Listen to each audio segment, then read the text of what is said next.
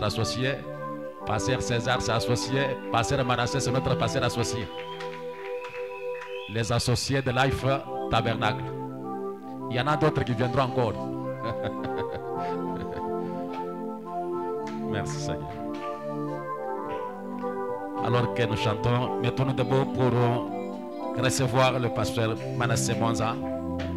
Jésus a une table où les saints des dieux sont nourris.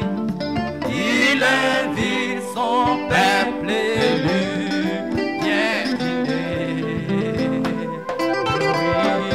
Il nourrit avec la main et pourvoir à nos besoins. C'est bon des soupers avec lui tout le temps. Oh, oh, viens dîner, le maître appelle, viens dîner. Alléluia, tu peux fêter à sa table tout le temps, tout le temps. Lui qui a nourri la foule et changea des noms. Un appel à la famille, viens dîner. Shalom Église, nous vous saluons ce matin dans le nom du Seigneur Jésus-Christ. Nous croyons que vous êtes bien portants. Est-ce qu'on peut acclamer le Seigneur?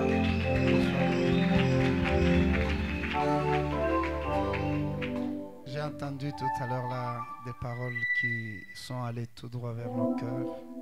Nilishikia misemo yote na rienda tena mpaka kwa moyo yangu.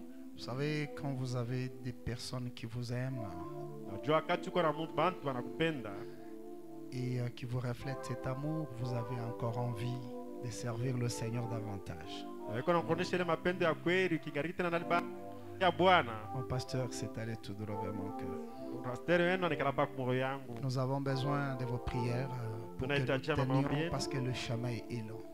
Ni njia kingaliki murefu. Et je crois que vous prierez pour nous.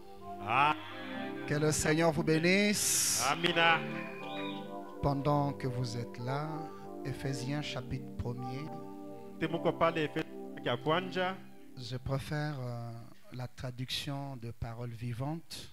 Amani kusoma ile tafsiri ya neno ya uzima. Nous avons lu la semaine. Tulisoma tena muyenga. À partir du verset 3 jusqu'à 7, la Bible déclare: Kuanzia mstari wake wa 3 kufika msaba, Biblia Loué inasema hivi. soit Dieu, le Père de notre Seigneur Jésus-Christ, qui nous a comblés par l'Esprit de toute la plénitude des dons célestes. Il a déversé d'en haut sur nous qui vivons dans la communion avec le Christ toutes les bénédictions que le royaume des cieux contenait. Avant même de poser le fondement du monde, il nous a choisis en Christ pour que nous vivions une vie sainte, irréprochable sous son regard. Il s'était proposé à l'avance, dans son plan, de nous adopter par amour comme ses propres enfants. Par Jésus-Christ, tel a été son dessein bienveillant, telle sa volonté. Il nous a comblés de joie en nous faisant part de sa grâce, afin que nous célébrions cette grâce éclatante et magnifique par laquelle il nous a enrichis et englobés dans l'amour éternel qu'il porte en son Fils. C'est par ce Fils et au prix de son sang que nous avons été libérés de ce qui nous tenait en esclavage. C'est parce que nous sommes un avec lui que nous avons été lavés du sang du péché et que toute offense a pu nous être pardonnée généreusement à la mesure des richesses de sa grâce. Prions le Seigneur. Tendre Père Céleste, Dieu bien-aimé, nous voici ce matin à notre poste de devoir, afin de pouvoir partager cette grande victoire que tu as eue sur la mort, sur l'enfer, sur les séjours de mort et même sur le diable lui-même, en ce matin-là de dimanche. Seigneur, tu as dit, par moi, vous êtes plus que vainqueurs. Seigneur, laisse que cette victoire soit accordée ce matin à chaque personne disposée et qui a placé son cœur sous cet autel pour entendre la parole qui libère, la parole qui bénit et la parole qui guérit. Seigneur, bénis cette lecture, bénis ton serviteur, bénis notre pasteur et bénis toute l'assistance. Nous nous confions à toi pour ta gloire. Au nom du Seigneur Jésus-Christ, notre Dieu, nous avons prié avec foi. Amen. Amina. Que le Seigneur soit loué et qu'il Amen. vous bénisse. Mungu ambariki. Ah, je ne savais pas que toutes ces chaises peuvent être occupées. Ashikuwazie kama vitu vyote vitaweza kuyala bantu. Hein?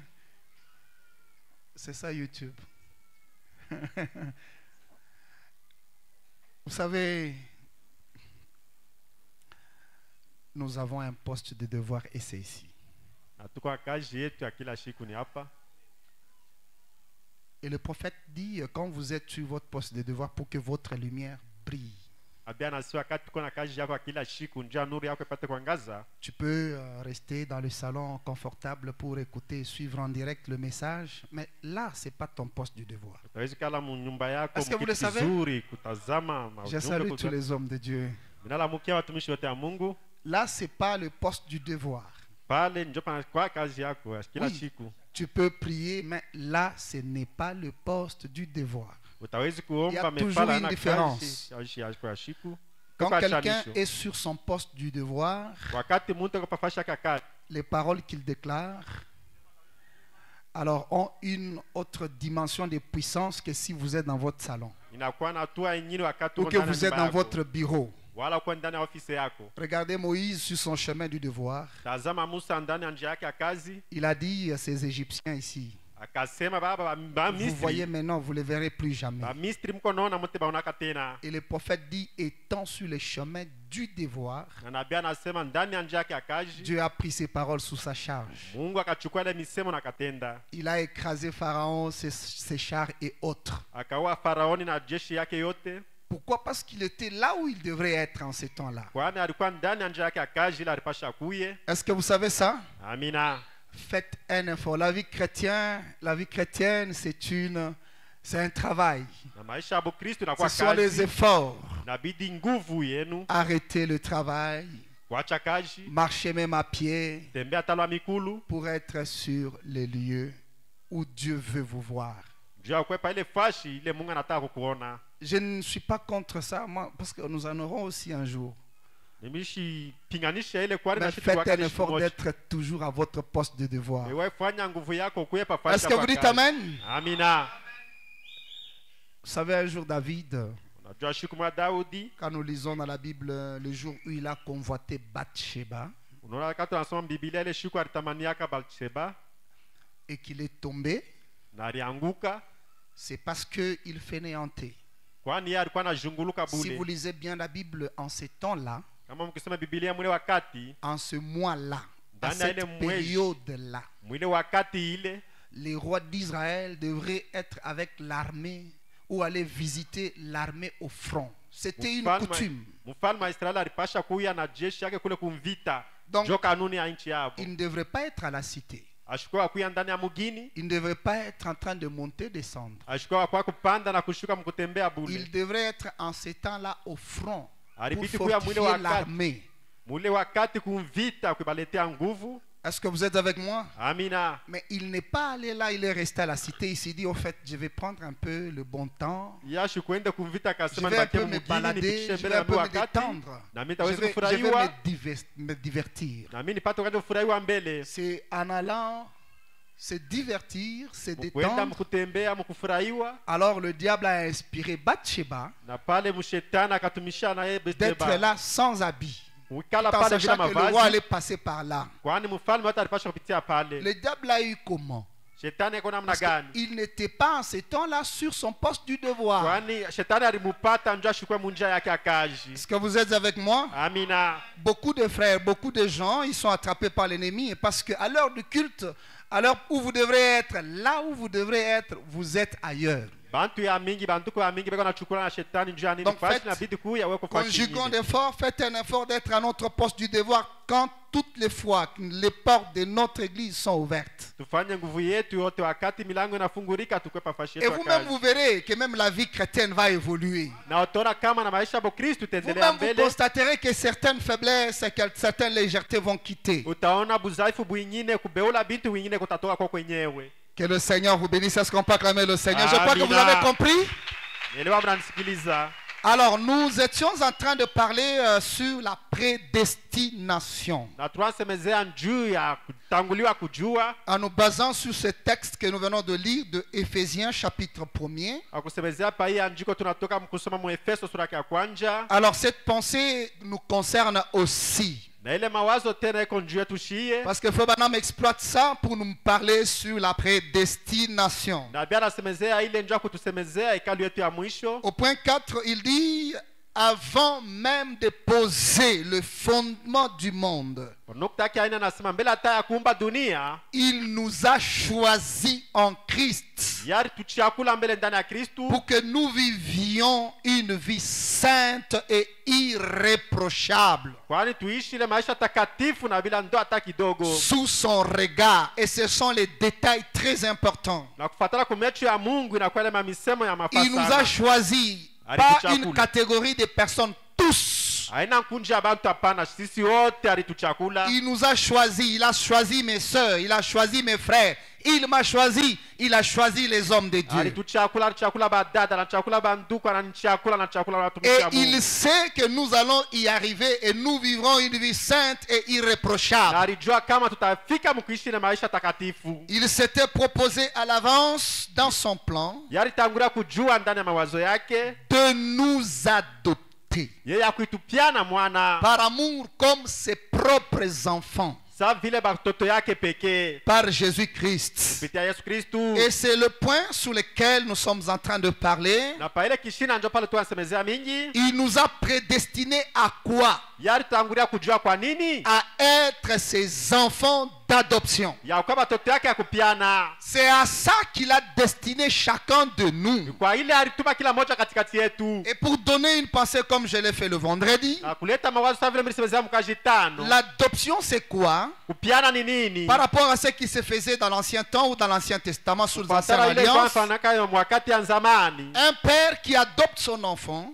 Baba anapenda piana mshie il mtoto lui yake. confère tout son pouvoir et toute son autorité. Yeko namletea mamlaka yake yote na Bien sûr, utawala ça yake se yote. faisait par une cérémonie solennelle Lala alikuwa anatenda kupitia kilapo fulani. où le fils prenait d'office la place du père. Pale mtoto anachukua fashi ya baba. Et il pouvait parler au nom du père Na alipasha kusema ndani ya njira ya baba yake. et sa parole équivalait la parole du père. Na misemo yake iko pamoja na misemo ya baba yake. Donc lui, il engageait Dieu dans ses actions, plutôt son père dans ses actions, dans ses paroles. ya ataenda kusemezea baba yake misemo yake mubitendo. Donc lui, il devient son père. Ni kusema yeye alishapiana baba yake. C'est ça l'adoption au sens profond. Jele msema kupianisha. Alors Dieu en nous destinant Mungu kakuitupiana. à être ses enfants d'adoption, Ya yeye kukua batoto yake ya kupiana. il a voulu que nous puissions prendre sa place sur la terre. Alitamania tuchukue fashi yake pa dunia. Si vous observez la vie d'Adam, Kama ukitazama maisha ya Adama. quand il l'a placé sur la terre, Wakati baliweka pa dunia. et le prophète a déclaré plusieurs fois il était Dieu sur la terre. Na nabii alisha kuisemezea mara mingi alikuwa Mungu pa dunia. C'est qu'il prenait la place de Dieu, Alichukua fashi ya Mungu. il avait la place de Dieu. Alikuwa na ile fashi ya Mungu. Sa parole, c'est la parole de Dieu. Misemo yake ilikuwa misemo ya Mungu. Ses actions, tout représentait Dieu. Vitendo yake vyote vilikuwa vinaonyesha Mungu pa dunia. Remarquez même quand il fallait nommer les animaux. Tazama wakati alipasha leta tama njina kubanyama. Dieu, il pouvait le faire, mais comme sur la terre, il a conféré la terre, cette juridiction à l'homme. Mungu alipasha kuitenda vile pa dunia alileta hapo mtu mamlaka. Il a voulu voir d'abord comment l'homme exercera l'autorité en son nom. Akatamani mbele kuona mtu afanye mamlaka yake kwa jina lake. Et il a amené les animaux vers Adam. Na akafikisha banyama kwenda kwa Adama. Adam vient, il commence à nommer Adama anakuja anaanza kuleta manjina kubanyama. et à les appeler nommément. Akaanza kubaitia kwa ile manjina. Et la façon dont il était en train de les appeler, Na mule namna alikuwa anabaita. ou les appellations qu'il a, na ile mamwito yalikuwa ni baita sur chaque animal, kwa kila nyama, Dieu a admis ça. na Mungu akafurahishwa na ile. Le lion, depuis que Adam l'avait nommé lion, Dieu aussi répète, il s'appelle lion. Na simba tangu Adamu alimuita simba, Mungu naye anamuita simba. Parce que Adam prenait la position de Dieu. Kwani Adamu alikuwa anaonesha Mungu pa dunia. Donc quand vous êtes à la position Wakati kwa kionesho, où vous êtes adopté, wata wanakupiana mwana, votre parole misemo yako n'est pas la parole d'un simple homme. haina misemo ya mtu ya kawaida. Est-ce que vous êtes avec moi? Amina. Votre parole engage le ciel et le pouvoir du ciel. Misemo yako inamatumanisha kutenda wa kumbingu. Écoutez, aujourd'hui nous appelons femme. Leo tunaita mwanamke. Dieu a endormi Adam, il a fait sortir un être de là. Mungu alilarisha Adamu na akamtumbia mtu yake Et pale, il a envoyé cet être vers Adam. na akatuma kile kiumbili kwenda kwa Adamu. Adam se réveille, il dit, oh, cette fois-ci, voici celle qui est os de mes os, chair de ma chair. Adamu akalamuka akasema, mtazame sasa hivi anakuwa mifupa Et mifupa yangu. Adam dit, on l'appellera femme, Na Adamu akasema watakuita mwanamke, parce qu'elle est tirée de l'homme. kwani utoka kumifupa ya mwanaume. Même Dieu, quand il parle, Wakati Mungu ako nasema, quand Dieu donne des prophéties, wakati Mungu anatabiri, quand Dieu parle, wakati Mungu anapenda kusema, l'être féminin, il l'appelle femme. mwanamke yeye anamuita paka mwanamke, Parce que Adam l'avait déjà nommé femme. kwani Adamu alimpaka jina mwanamke. Pourquoi Dieu a accepté ça? Kwa nini Mungu alichikia ile? Adamu Occupait la place de Dieu. alikuwa nafafashi ya Mungu. Ce que Dieu ferait sur la terre, Ile Mungu alipita kutenda pa dunia, il le fait au travers d'un être humain que lui a agréé, alikuwa anaitenda kupitia mtu yeye ule alipenda, que lui a adopté. kwa yeye ule alipiana. Alors cette position-là, Ile mishimamizo c'est une position tellement glorieuse, na kwa ile mshimamizo ya damani, même si il y a eu le chaos après cela, hata kulikuwa mateso kisha ile, nous avons vu que Dieu rapidement, il a élaboré un plan de la rédemption. atuona Mungu akatosha tena mfano mwingine wa ukombolevu. La rédemption, cela veut dire redresser les choses. Ukombolevu nasema kubadilisha vitu wala kutengeneza, Retourner dans la position initiale. kurudisha mwali haya ya kwanja. Écoutez, ce que Adam était Tazama kila Adamu alikuya avant la chute mbele ya kuanguka, devrait être rétabli par la rédemption. ilipasha irudishiwe kupitia ukombolevu. Voilà pourquoi le prix devrait être payé. Tazama bei ilipasha ilipiwe, Et quand le prix est payé wakati bei kalipiwa et que la rédemption est lieu, na ukombolevu ikatendeka. écoutez, cher ami, au-delà de la rédemption, Sikiliza mpendwa, inje ya c'est kutoka qu'on devrait avoir encore des fils et des filles adoptés. ilipasha tukuwe tena batoto na babinti banamuke benye kopiana. Est-ce que l'église est avec moi? Amina.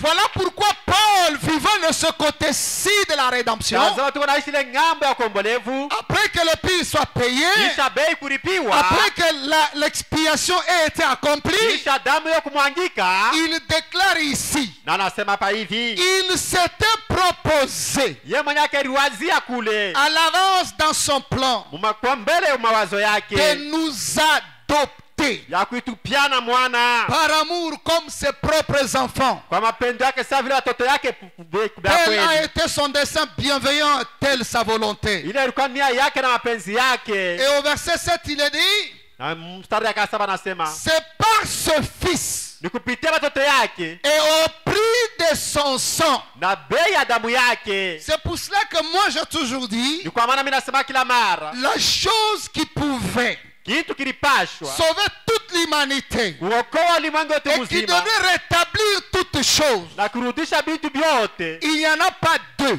Hakuna biwili hapa. Cette chose est unique. Kila kitu ni kimoja tu. C'est l'expiation Ni uondolewe qui kumwaga a kwa été damu. réalisée par le Seigneur Jésus-Christ. Ile ilifanya Bwana Yesu Kristo kumwanga damu. Et on ne sait pas expliquer autrement. Yashi kufananusha mambo mengine. Le seul prix à payer, Bei ilipasha kulipwa. c'était celui-là. Ilikuwa paka ule mtu Bwana Le Yesu seul Kristo. sacrifice tout suffisant Ile sanamu peke yake ilitamani pour redresser les choses. ya kurudisha bintu. Le sacrifice qui suffisait, c'est Ile celui-là. matoleo ilipashwa ni paka ile ule Il dit, mtu. et par ce fils et au prix de son sang, Asa kupitia kuokoa watoto yake njoo kwa bei ya damu que yake. nous avons été libérés Na sisi tuliokolewa de ce qui nous tenait esclaves. yale ilitufungwa butumwa. C'est parce que nous sommes un avec lui Ni kwa maana tuko naye pamoja. que nous avons été lavés du péché et que nos notre offense a pu nous être pardonnée généreusement. na tusamehe kwa madhambi yetu na makosa yetu ikasemewa kwa lote. Et le prophète prenant cette écriture Na nabii anachukua hii andiko pour nous donner juste un canevas et une pensée. ja kutuletea mawazo fulani Dans la foi d'Abraham qu'il a prêché le 18 novembre 55, ndani ya ile mahubiri ya amani ya Abrahama. il dit au point 18 et 19, Anasema mstari wa 19 18. il dit dans le livre des Éphésiens chapitre 1er, là où nous venons de lire, Ase ndani ya Biblia mkitabu cha Efeso sura ya kwanza. et il ressort le verset 5. Atosha ile mstari wa 5. Il dit, Paul dit que nous avons été prédestinés. Se Paulo anasema tulitanguliwa kujua Et il précise na anahakikisha à mzuri l'adoption des fils. kwa kutupiana mwana. Ouais, c'est à ça que nous avons été prédestinés. Kwa ile shitu bali tupiana mwana. Eh bien, cela ne signifie pas. Ila yamaanisha kama Pourquoi il attache cette autre pensée kwa nini analesemezea sana ile mawazo à la prédestination des fils? ile kwa kupiana mtoto C'est que cette pensée est si importante na ile mawazo na kwa ya mafaa. et elle est à mesure d'éclairer la première pensée. Alipenda kusemezea tena mzuri ndio ile mawazo ya kwanza. Cela ne signifie pas Ila yamaanisha kama que Dieu vous introduit simplement dans un petit canal Mungu akaenda kupitisha tu njia fulani kidogo, où il vous fait passer anakupitisha mwile njia et vous n'y pouvez rien. wa utende kazi. Et la manière dont vous marchez lorsque il n'y aurait aucune récompense alors. Namna ile utaweza kutembea kwa wepesi hakutakuwa maripo. Oh, il voulait nous transmettre quelque chose. Alipenda tusemezee kitu kimoja. Il y a une position à laquelle vous êtes destiné. Unakuwa msimamizi wale pasha kutangulia kujua. Et si Dieu fait tout pour vous amener là, Na kama Mungu akitenda yote njoo kufikisha pale, sans que vous conjuguiez un petit effort, wewe kusema wewe unatenda tu kwa nguvu kwako ou kadogo. sans que vous ayez à fournir un peu d'effort, Wewe inabidi mbele kufanya kwa nguvu ou yako. que vous ayez du travail à accomplir, Ya kuwa na kazi ya kutimiza. alors Dieu serait coupable d'avoir condamné certaines Na personnes pale Mungu atakuwa mkosefu ya kuhukumu bantu bengine. qui sont peut-être allés en enfer. Pale pengine wanaenda kugena. Parce que si c'est lui qui doit tout faire Kama yeye anapaswa kututenda yote. pour me sauver, Njia kuniokoa. c'est que pour être juste, Njia yako mwenye haki. il doit le faire envers tous. Anabidi kuitenda kwa bantu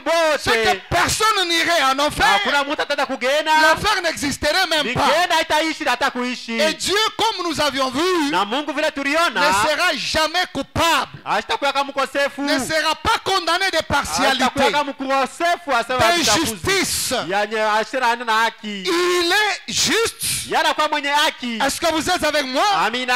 Il n'a pas destiné une catégorie de personnes à l'enfer Asikuchakula kunja abantu kwenda mugena. et une autre partie vers le ciel. Na kipande kingine sasa kitenda kumbingu. Non. Hapana. Dieu veut Mungu anataka que tous parviennent à la repentance et au salut. na bote bafike mkutubu na kuokovu. Tout cela veut dire tous. Nikusema bote.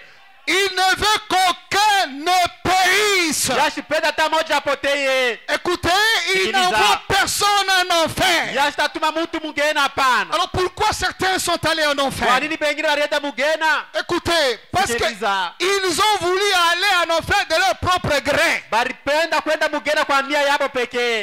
Et pourtant, il y a une façon de changer les choses. Basi kwa mambo namna ya kubadilisha Et mambo. plusieurs personnes, Batu ba mingi tena.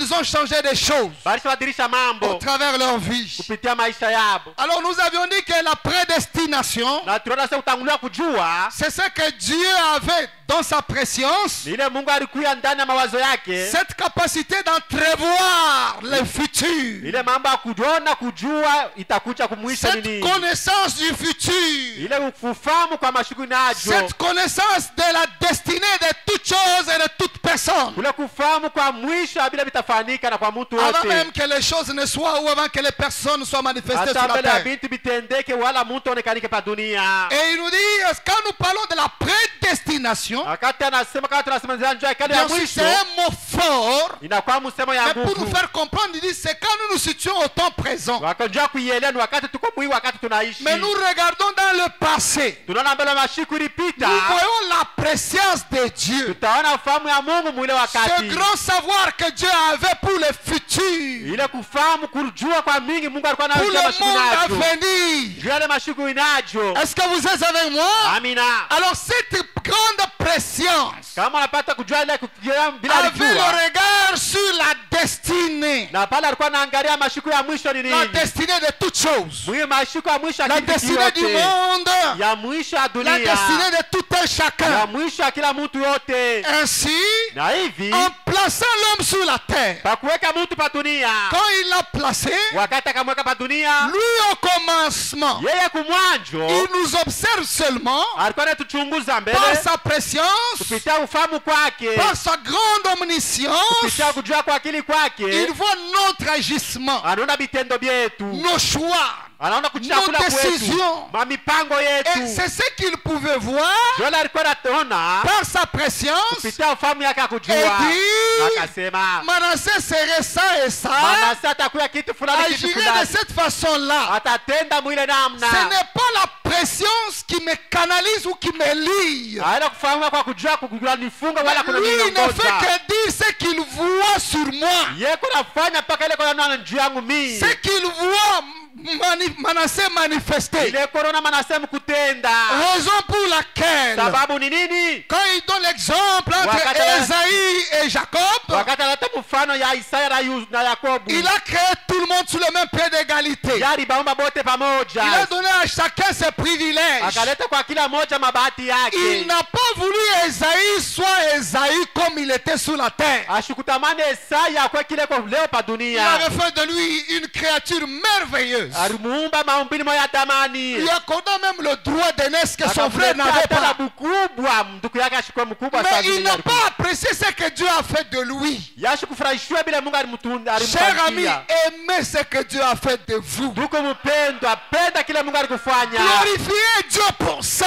Tukuza Mungu juu ya Ne ile. cherchez pas à imiter, à devenir quelqu'un d'autre. Usitafuta uige mtu mwingine. Écoutez, la manière dont Dieu vous conduit, Tazama Mungu namna iko na ou que les kuongoza. choses que vous ressentez, Jua vile vitu la wasikiliza. profondeur que tu y as, Ile mwito uko nayo. écoutez, Dieu a un dessein pour ça. Mungu anakuwa na nia juu ya ile. Et c'est pour cela qu'il a voulu Ni kwa maana alitamania que sur la terre tu existes. ya wewe uishi pa dunia. Il n'a pas seulement envie d'amener un être humain de plus sur la terre. Haina tena sema pa na hii pa dunia D'autant pa plus shika tena qu'il mtu. avait d'autres êtres humains. Ndio kama pengine alikuwa na bantu bengine. Mais s'il a permis que tu viennes, Wakati aruhusu c'est wewe qu'il uzalike. a un plan. Ni kusema kuna mapa. Regarde même le jour où tu as été conçu. Tazama tele shukuru chukulia Bien mimba. sûr, dans l'iniquité, Ndani ya zambi. mais vous étiez plusieurs dans la course. Memurukwa ba mingi mwenendo. Il y avait plusieurs germes. Kulikuwa na Il y mambeko avait mingi. plusieurs semences qui étaient dans la Kulikuwa course. chembe mingi. Alors tous ces germes-là Ile mambeko yote. ont été vaincus ou disqualifiés. Yote ulishinda yo inatupiwa. Dieu a voulu que toi tu naisses. Mungu anapenda uzalike. Alors qu'il y a des milliers qui étaient dans la course. Kuko maelfu ulikuwa mumwendo. Pourquoi il a voulu ça? Sari nalitamania C'est ile. qu'il a un plan. Eko na mapa njia Il kwa veut wewe. que tu sois tel que tu es là. Anapenda kuye kile huko. Est-ce que vous êtes avec moi? Amina. En voulant imiter, Kwa kupenda kuiga. alors tu peux décevoir Dieu. Na pale utaweza kupatisha Mungu Est-ce qu'on haya. peut acclamer le Seigneur? Amina.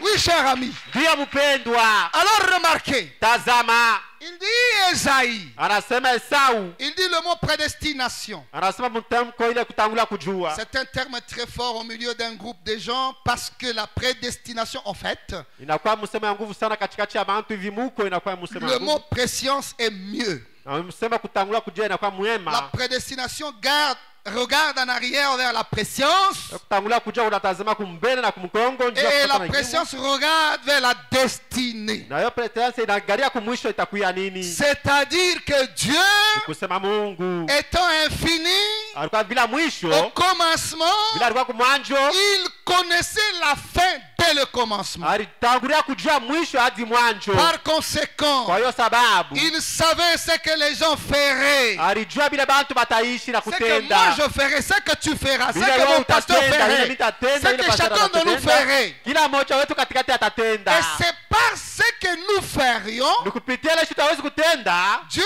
regarde, Mungu si anatazama nos actes, nos paroles, nos gestes le glorifient na kama vitendo vyetu, misemo yetu iko na mtukuza ou les déçoivent. wala iko na mpatisha haya. Écoutez, alors il pouvait dire à l'avance ce qui allait arriver. Na pale alipasha kusema mbele yote ile hawezi kufika ni nini. Car il savait ce qui allait arriver. Kwani yeye atajua ile hawezi kufika ni nini. Par conséquent, Kwa hiyo sababu avant qu'Ésaïe ou Jacob, mbele ya Esau wala Yakobo que l'un ou l'autre naisse, bawili bale wapate kuzalika, Dieu pouvait dire, Mungu alipasha kusema j'ai haï Ésaïe mimi nachukia Esau et j'ai aimé Jacob. na mimi napenda Yakobo. Oui, avant qu'il ne vienne sur la terre, Mbele ya kuzalika Dieu a manifesté de l'avantage ou de l'amour, Mungu de la alionyesha considération mapendo. avec Jacob. Mungu alionyesha mapendo njia ya Yakobo. Et pourtant, en venant sur la terre, c'était un Na menteur, yeye kwa dunia alikuwa ndio mlanda bongo. un petit félin. Alikuwa mkalamushi. Il pouvait tricher pour avoir le droit d'aînesse. Alipasha kuibia njia kupata Mais mkubwa. il avait une qualité que Dieu a appréciée. Alikuwa na kitu kama kile Mungu alitamania mwake. Est-ce que vous êtes avec moi?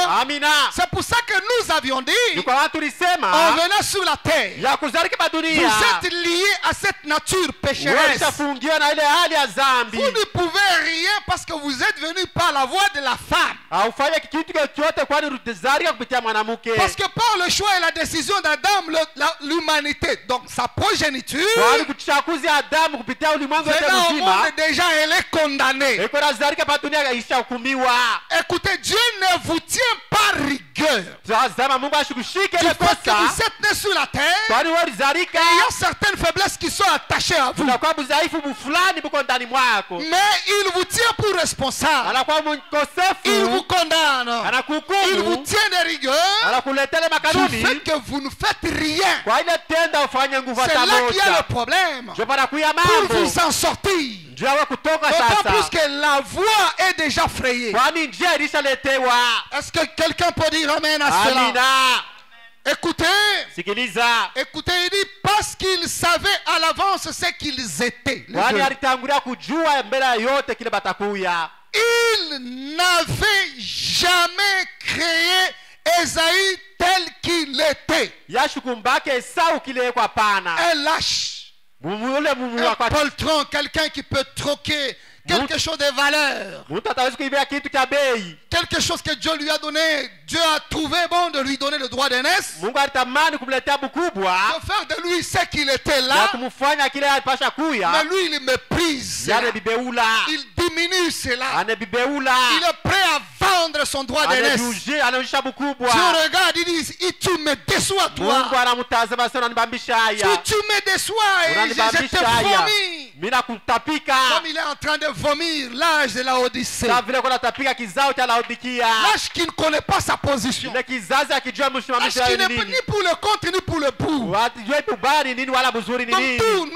tout nous est égal. Vyote viko paka pamoja Tout nous est kwako. permis. Vyote bilituruhusu. Est-ce que c'est utile pour toi? Eti ni ya mafaa C'est utile kwako. pour ton âme? Eti ni ya mafaa ya nafsi Non, si yako. Dieu veut m'amener au ciel, qu'il m'amène. Kama Mungu anataka kunipeleka kumbinga anipeleke. Juste une telle pensée, Na ile mawazo ya vile ça montre que vous vous dirigez déjà vers l'enfer. inaonyesha kama uko nenda mgena. Le ciel, c'est pour les violents. Oh, mbingu ni njia Les shujaa. gens qui ont décidé d'aller en enfer, Watu walitamani kwenda mgena. Dieu leur ouvre grandement les portes. Mungu anawafungulia mlango kwa wepesi. Et quand vous décidez d'aller en Kama enfer, unatamani kwenda mgena vous y arriverez bien na sûr. utemufika Et la faute vous reviendra. na mwaka atakurudiria. Est-ce qu'on peut acclamer le Seigneur? Amina. Vous savez, Unajua nous sommes prêts à condamner les autres. tuko tayari ya Si hukumu ce que bengine. je suis, c'est faute des autres. Hiki niko C'est la ni faute njia de Dieu, fulani. c'est la faute de mon Ni kosa pasteur, ya c'est la faute de mon ni kosa ya diacre, ni c'est kosa la ya faute de shemasi. ceci, de cela. Ni kosa ya mtu fulani ya mtu fulani. Écoutez, la vie, c'est une grande responsabilité. Maisha inakwenda mapashwa munene. Et que nous devons assumer avec crainte et tremblement, Ile avec un tunapaswa sens développé kuishi na boska na hekima na akili ya Mungu. de responsabilité. Ile mapashwa. Écoutez, il dit, il n'a pas voulu qu'Ésaïe soit ainsi. Asiashi kutamani Esau akuye kile Mais eko. Dieu savait Mungu yarijua qu'Ésaïe ya kama Esau choisirait lui-même kama atachakula peke yake d'être ainsi. ya akuye kile eko.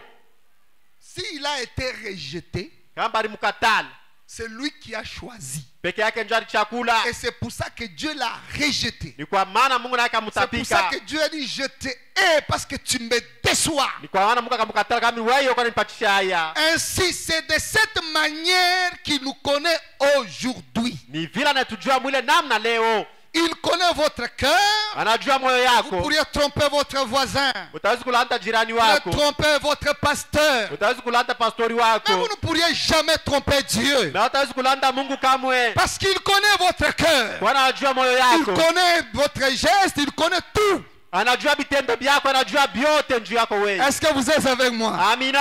À ce moment-là, il nous place devant nos responsabilités. Ule wakati anatuletea mapashwa yetu. Oui, tu es venu dans le monde, il y a un côté faible, Ndio ulikuzalika kwa ngambo ya un budhaifu, côté négatif, ngambo ya mubaya, de par ta naissance naturelle. kupitia kuzalika kwako kwa bumuntu. Mais Christ a pris ta place. Kristo alichukua fashi Il yako, t'a représenté dans le salut. anabeba kitambulisho chako ndani ya En wokovu toi, il manifeste un autre côté, yako. Wewe anaonesha ngambo le côté mzuri, fort, ile ngambo ya nguvu, un côté ile glorieux. ngambo ya damani. Alors il te dit, Na nakwambia mais moi je t'exhorte. mimi Chaque jour quand tu attends la parole, kila siku yote wasikiliza quand neno, tu lis la brochure, wakati unasoma quand tu lis la kitabu, Bible, wakati unasoma quand tu Biblia, écoutes la voix de Dieu, wakati unasikia sauti ya Mungu, Dieu te parle Mungu et anakusemezea il t'oriente dans une bonne voie. na iko na kuongoza munjia mwema. Mais tu dois prendre ta propre décision. Inabidi kuchukua mipango yako pekee. Si il n'a pas contraint Adam Kama Yashu kusukumizia Ada d'arrêter de pécher, de manger la pomme, ya kuacha zambi, écoutez, il ne va pas te contraindre toi aujourd'hui d'aller au ciel. na Yashu hawezi kukusukuma na wewe uende kumbingu. Si tu veux aller au ciel, Kama tapenda kwenda kumbingu, il t'ouvre la voie. inabidi Il te montre la voie. anakuambia njia. Est-ce que l'église est avec moi? Amina. Et tu dois y marcher de ton propre gré, Inabidi kutembea nia yako de ta pekee, propre décision. na kwa mpango yako Et pekee. il t'aide dans ta décision. Anakusaidia ndani ya Il mipango t'aide yako, dans ton choix. anakusaidia ndani ya uchaguzi Et yako, tu y arriveras. na utafika kule. Si tu ne fais rien, Kama ufanye tu kitu, croises les bras. unafunga Oui, mikono. l'autre côté Hii ng'ambo hii que tu as en toi, iko ndani mwako, d'une manière naturelle, t'influencera. hali ya bumuntu Et le itakuvuta, diable l'emportera sur toi na ile itakuchukua njuu et weye, va te tirer là vers le bas. itakusukuma kwenda mule chini. Regardez par exemple, il y a eu deux personnes. Tazama kwa batu bawili, Il y a eu Pierre, kulikuwa Petro il y a eu aussi Judas. na kulikuwa Yudas, Les deux apôtres de Christ. bamitume bawili ba Kristu. Tous, ils avaient des faiblesses, ils avaient aussi des qualités. Wote walikuwa na budhaifu bwako, balikuwa na bizuri Si on a vyabo. confié à Judas même l'administration, c'est qu'il avait quelques qualités. Ile Hein. bakamuletea na makuta, ni kusema alikuwa na Et uwezaji puis dans l'église fulani. du Seigneur Jésus-Christ, Ndani tena ya nani? Bwana Yesu Kristo il anamuletea avait aussi ile. son côté faible, c'était Alikuwa na l'argent. budhaifu bwake. Et Fobalam dit qu'il pouvait vendre Jésus. Nabia sasa tupashe kukulisha Parce que Yesu. lui, il voyait quand il le regarde, c'était coffre d'argent, beaucoup d'argent à mettre dans la poche. Yakati yeye anatazama alikuwa anaona paka makuta mingi ndani ya mfuko. Pierre aussi, Petro kwake il était tellement spirituel, alikuwa wa kiroho, mais il était vieux, alikuwa mzee, il était aussi apte à prendre des décisions, alikuwa na tayari ya kuchukua même mipango, déclarer des choses dont il n'était même pas capable. hata kusema misemo ile ashikuwa wa Seigneur, tu kuweza. vas où? Upendo anaenda wapi? J'irai avec toi. Mimi nitaenda na Non, wewe. Pierre, tu ne sauras pas. Hata vile Il shita dit, wewe. non, Seigneur, même mourir pour toi, moi je le ferai. Hata mimi nitaitenda Bwana. Et il a déclaré des choses, ce n'est rien. Sasa Bwana ila ina kintu. Avant que le temps d'épreuve arrive, Mbele ya wakati ya majaribu ifike. Dieu nous soumet parfois des épreuves pour voir Mungu apengine kwa baletea na majaribu njia quel côté kuona. nous allons pencher. Mambo kani utategemea. Quelle serait notre réaction? Vitendo vyako vitakuwa namna gani? Écoutez, quand le temps d'épreuve arrive, Wakati majaribu et inafika. pourtant, même Judas était prévenu. Hata Yuda balimutayarisha. Bien avant, Mbele ya yote. Jésus a commencé déjà à parler de sa crucifixion Yesu anaanza kusemeza mambo ya et même kukusurubisha de la kwake. personne qui livrerait Hata yule mtu atamsurubishwa. le Seigneur. Ule atamtoa Tout le monde se Bwana. pose la question, mais Seigneur, qui est-ce? Anaswali Bwana ni nani Il ule? dit, c'est lui avec qui je vais tremper le pain. Asole moja atatata naye. Et le Seigneur étend la main, Bwana aweka mkono. Judas aussi, mais Na Yuda naye anaweka tout mkono le monde yake. se regarde. Anaangalia pembeni. Comme c'est d'habitude, Sa vile ni zoezi. on ne veut pas blesser les sentiments. Abawe ababote On abakutaze. s'était. Banekala C'est kina. pas quand même le Seigneur. Amina. Mais néanmoins, tout le monde a su que voilà. Mais batu wote akatambua kama Et tazama. Judas lui-même se rend compte. Na yote mwenye akatambua ya Comment kama c'est arrivé? namna gani binafika. Quand le Seigneur a parlé, j'ai entendu quand même. Wakati Bwana alisema mimi Pourquoi je n'ai sikiliza. pas pu faire d'efforts? Namna gani Pourquoi je ne suis mshuka pas la apte? C'est là qu'il y a le problème. Namna gani mishuka la mke njope kwa mambo C'est pale. là qu'il y a le problème. Njo pale pe kwa mambo. Il pouvait s'abstenir. Ilipasha kukukamuka la mushi. Et oui, tout le Dio. monde a su que c'était lui. Watu wote wakatambua se njoye. Qu'est-ce qu'il a fait pour s'en sortir? Alitenda nini njo afanye nguvu yake atoke mwile mambo. jusqu'à exécuter son plan maléfique. mpaka na kufika mkutenda Il a mawazo vendu le yake. Seigneur. Akaujisha Et Bwana. quand il vient, Wakati anakuja on a pris le Seigneur. wanachukua On Bwana, a frappé le Seigneur. wanaanza kupika On a Bwana, crucifié le Seigneur. wanamsulubisha Bwana, Et il réalise alors na akatambua sasa qu'il a mal fait. anatenda Ce mubaya. n'est pas la fin. Hayakuwa mwisho. Même si vous vivez dans le péché, dans le bout, dans le fond, Hata kama unaishi ndani ya il y dhambi, a possibilité de s'en sortir. kali kibati awe kutoka mule. Ne faites jamais comme Judas. Usitende kama sa vile Yuda. Judas, s'il est allé en enfer, Wakati yeye akaenda c'est kugena, parce qu'il s'est dit, kwani il a akasema, considéré l'entourage. akatazama bali mshunguluka Quand watu les wote. gens sauront que c'est moi qui ai livré le Seigneur. Wakati watu watatambua sema mimi ndio Non, non, non, alimushusha, moi je n'aimerais pas être là. mimi sipende kuya pale Je vile. n'aimerais pas être là. Mimi sitawezi Il kuya a pale cherché vile. un raccourci. Akatafuta njia Et wepesi. pourtant, Basi il pouvait faire les choses autrement. alipasha kutenda vitu Il namna pouvait nyingine. agir autrement pour corriger son erreur. Alipasha atende namna nyingine ndio kutengeneza kosa Quel que yake. soit le péché, Injua kosa si yake.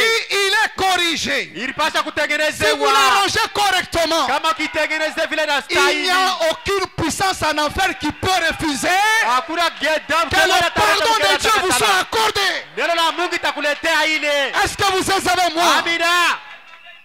Cher ami, la vie chrétienne, c'est ça. Mpendwa, maisha Mkristo Ce sont les ile. efforts que nous conjuguons au Yale mambo quotidien. tunapasha kutenda wakati Et il est tunaishi. allé en enfer. Na kaenda Regarde Mugenda. son frère Pierre. Tazama ndugu yake Petro. Quand il a dit le Seigneur, Wakati akasema le Bwana. Seigneur lui avait dit, tu me renieras 3 fois Bwana akamwambia avant que les sasa coqs ne chantent. utanikana mara 3 mbele ya kukualie. Quand il a pris conscience, Wakati akatazama il n'a akajua pas regardé dhambi. combien il était le Pierre là Ashikutazama nayo na gape ule qui Petro. prêchait, Alikuwa qui anahubiri. accomplissait les miracles. Akatenda miujiza. Il s'est rabaissé. Yake Il ilishusha. est allé dans les noirs. Akaenda Mungiza. Il a pleuré amèrement. Akalia.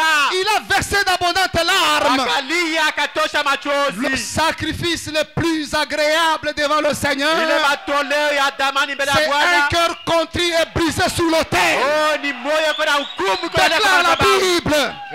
C'est ce qui fait plaisir au Seigneur. Jole kuna penda Quand Bwana. il me voit pleurer là, Wakati aniona quand mkulia. il me voit gémir là, Wakati aniona mkungunika. quel que soit mes forfaits, il me Injua récupère. makosa yangu na nichukua. Est-ce que vous êtes avec moi? Ah. La vie chrétienne, c'est le travail de l'âme. Maisha ya Mkristo ni kazi ya nafsi. Et regarde, l'homme Tazama. qui a nié le Seigneur, Ule Bwana alifunga Bwana yeye na Yesu. renié le Seigneur, Anamkana Bwana le Yesu. renié encore, Anamkana tena. mais quand il s'est repenti, Wakatubu. Dieu a mis sa main sur lui. Mungu akamwekea mkono. Regarde le jour de la Pentecôte. Tazama shuka Pentekoti. Il a ouvert la bouche. Akafungula kinywa. Une prédication de 30 minutes. Mahubiri ya dakika makumi Il y a eu tatu. 30 000 âmes. Akaokoa manafsi 300 ya mafu. Ça, c'est Dieu. Ule ni Mungu. Il a pris la place de Dieu. Akachukua fashi ya Mungu. Est-ce que vous êtes avec moi? Amina.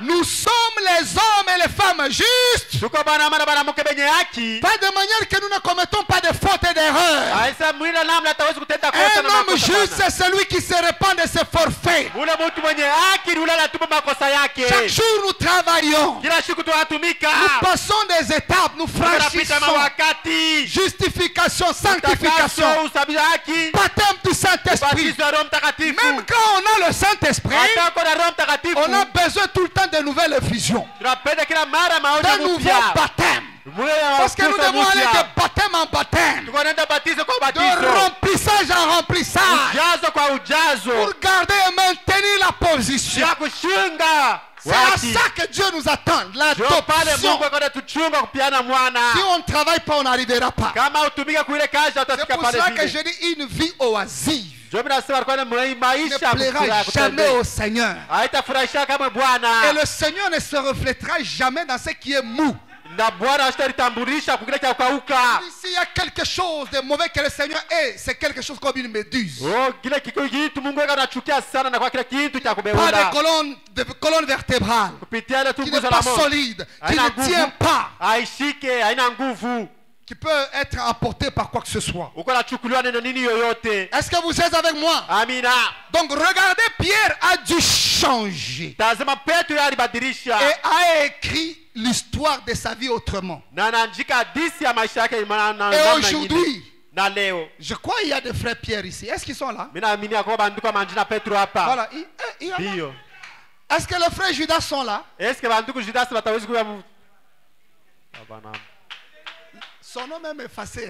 Na jina On lake n'en bale veut jima. même plus. Amesemeza tena hata. À cause de sa décision. Kwa ajili ya mpango yake Est-ce alichukua. que Pierre n'a pas péché?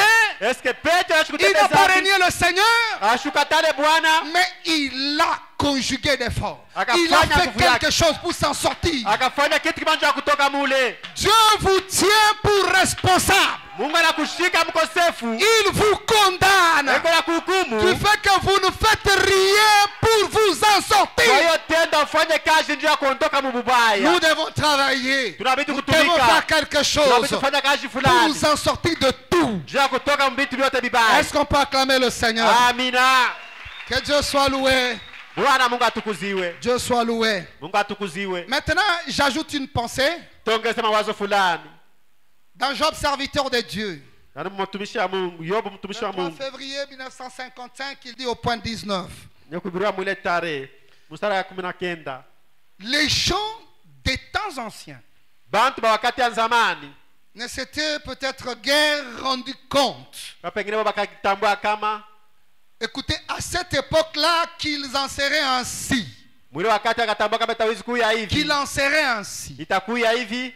Si ces gens-là, Kama bale bantu des temps anciens, wakati ya zamani par la foi, kupitia imani ils avaient vu tout le temps de la rédemption baliona wakati abo yote ya ukombolevu et qu'ils avaient vu les gens na baliona bantu à qui on avait présenté de façon absolue des preuves infaillibles de la rédemption abo balipasha kubonesha kuchukua ile mipango pengine ya ukombolevu et que ceci ferait volte-face na ile pengine tawezi kuipatombosha et laisserait cela.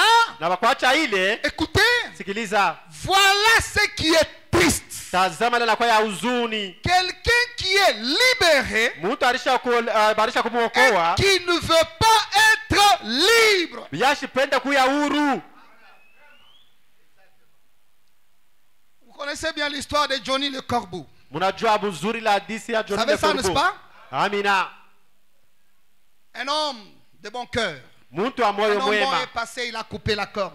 Mtu mwa alipita kakata Parce que nkamba. là où il était, Pala alikuya on l'a lié par un homme méchant et il faisait un cercle vicieux. bwana wa mtu wa roho mubaya alimfunga kumkulu anaanza Il ne kutenda savait mpaka pas pale. aller au-delà de ce qu'on lui a dit. Tu dois vivre ça, tu dois être ça. Ashikuwa wa kupita ngambo ya ile walimwambia utaishi Un mpaka homme hapo. limité dans ses possibilités. Mtu mwenye kulifungia pengine mna Réveille-moi ce mpaka. frère ici.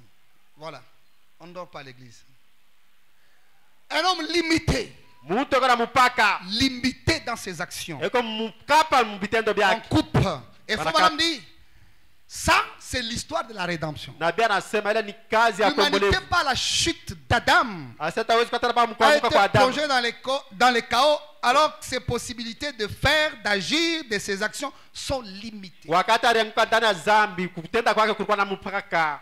Et décidé par un homme méchant, Satan le diable. Mwenye kuchukua mpango kwa yule mtu mubaya shetani. Parce que la partie, le côté négatif est celui qui primait dès que tu es venu sur la terre. Kwa ile ngambo ya mubaya ndio alikuwa akavumu wakati wanakuwa hapa Et le dunia. prophète a donné même les exemples. Il dit, regardez même un petit enfant dans les mains de sa mère. Atakuleta hata mfano sitazama mtoto mjane ndani ya mikono ya mama yake. Un bébé, seulement tu essaies un peu de le blâmer. Mtoto tu wakati utagusa Il se kumtekesha fâche, il pleure, il refuse. ataria na shirika Il dit qui lui a appris ça? nani alimfundisha hii. La nature qui est en lui.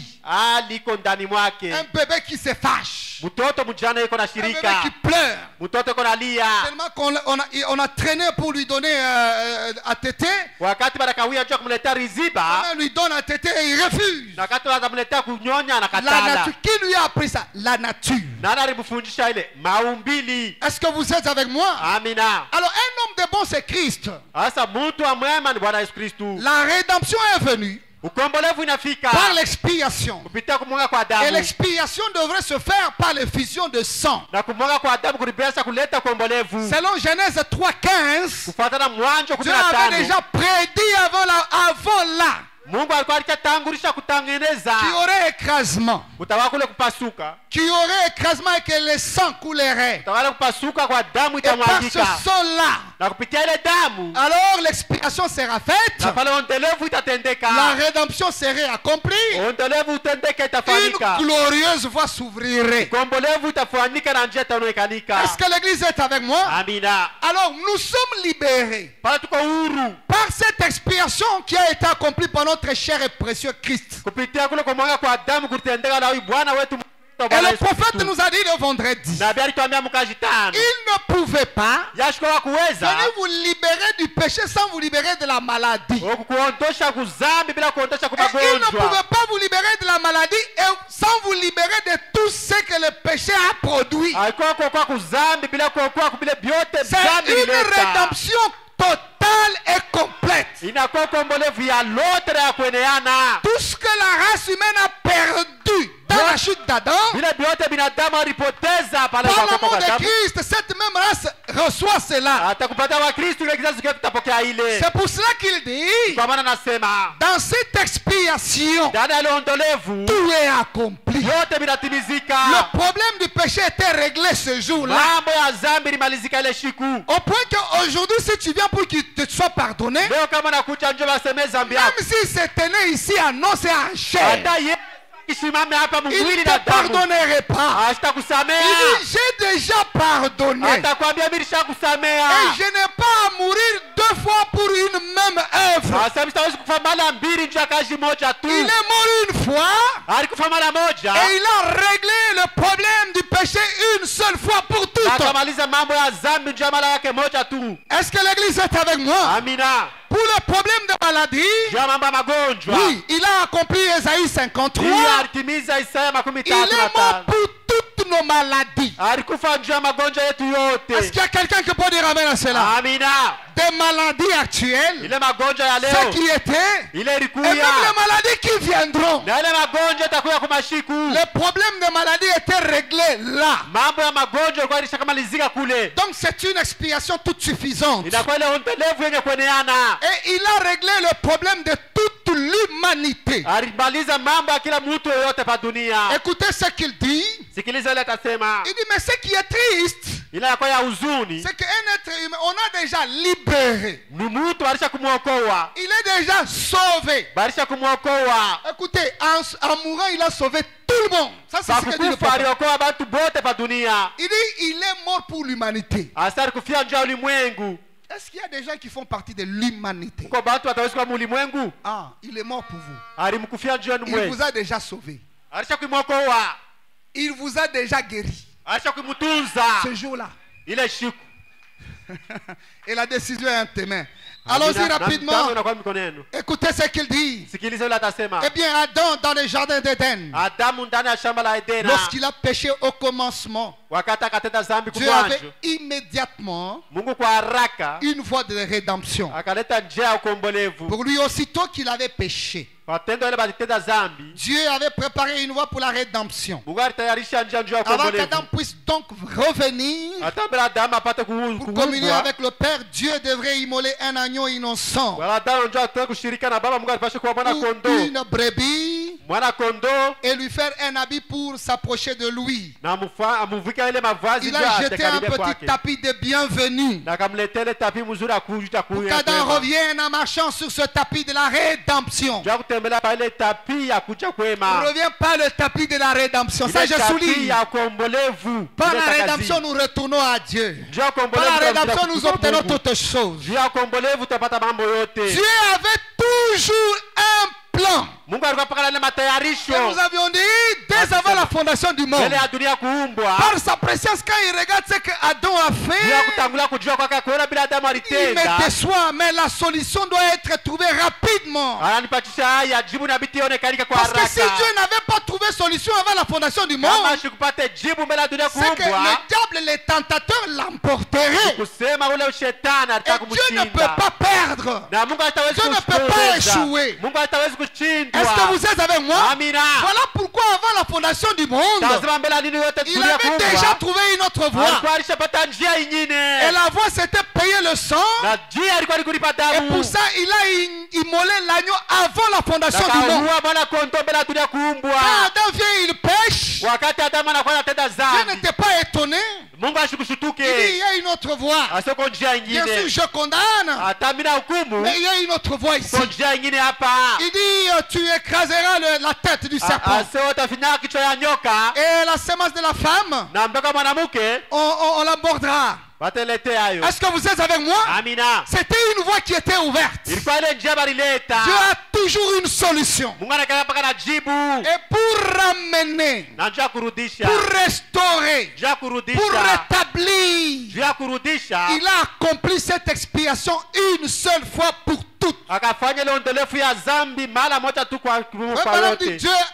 Dieu avait toujours un plan de la rédemption. Nabii anasema ke Mungu alikuwa na ile Et mapa c'est ya par le kuokolewa. sang, depuis le début, Ni kupitia damu tangu depuis kumwanzo. l'aube du temps. Tangu wakati ya zamani. C'était connu dans la pensée de Dieu avant même que le monde ne soit formé. Alikuwa mwenye kujua ndani ya mawazo yake mbele hata dunia kuumbwa. Et quand il a accompli ça, Wakati akatimiza ile, c'est que ceux qui viennent après, bado watakuja kisha yake. ils n'ont pas d'excuse Bado na kukuomba pour usamaha. demeurer dans le péché, Ja kuikala muzambi, demeurer dans la maladie, ya kukua magonjwa, demeurer dans la pauvreté et ya kuikala autres ndani ya bumaskini na qui bingine. avaient été les conséquences du péché, de la Kwani désobéissance ilikuwa d'Adam. zambi ndio ileta ile kwa Parce Adamu. qu'une nouvelle voie est déjà frayée. Njia ingine ilishaletewa. C'est-à-dire une possibilité accordée à l'être humain Bahati ilituletea kwa mtu de pouvoir représenter Dieu sur la terre, ya kuonesha Mungu pa dunia, de vivre dans la position d'adoption. ya kuishi muhali ya bugweko ya mwana. Si on n'arrive pas à ça, alors nous rendons l'expiation Na kama tufike mwile kipimo ni kusema tunarudisha tena ondolevu nulle, bila kazi. ou que l'œuvre du calvaire Juu ya ile kazi ya est msalaba bafouée aux pieds. ni kusema tunaifinyaga kwa miguu yetu. Or, cette œuvre achevée Basi kazi ilitimizika, est une réussite totale et complète. inakuwa uwezaji yenye Et kueneana na même le utele prophète yako yote. déclare, Ni nini Biblia nasema? même si vous vous tenez ici étant malade et que lui est là, Hata unashimama hapa mgonjwa kama Yesu yuko hapa, il ne mourra pas pour la seconde fois parce que vous êtes malade. sitakufa tena mara ya pili kwani uko Il ne mourra mgonjwa. pas la seconde fois parce que toi tu as un problème.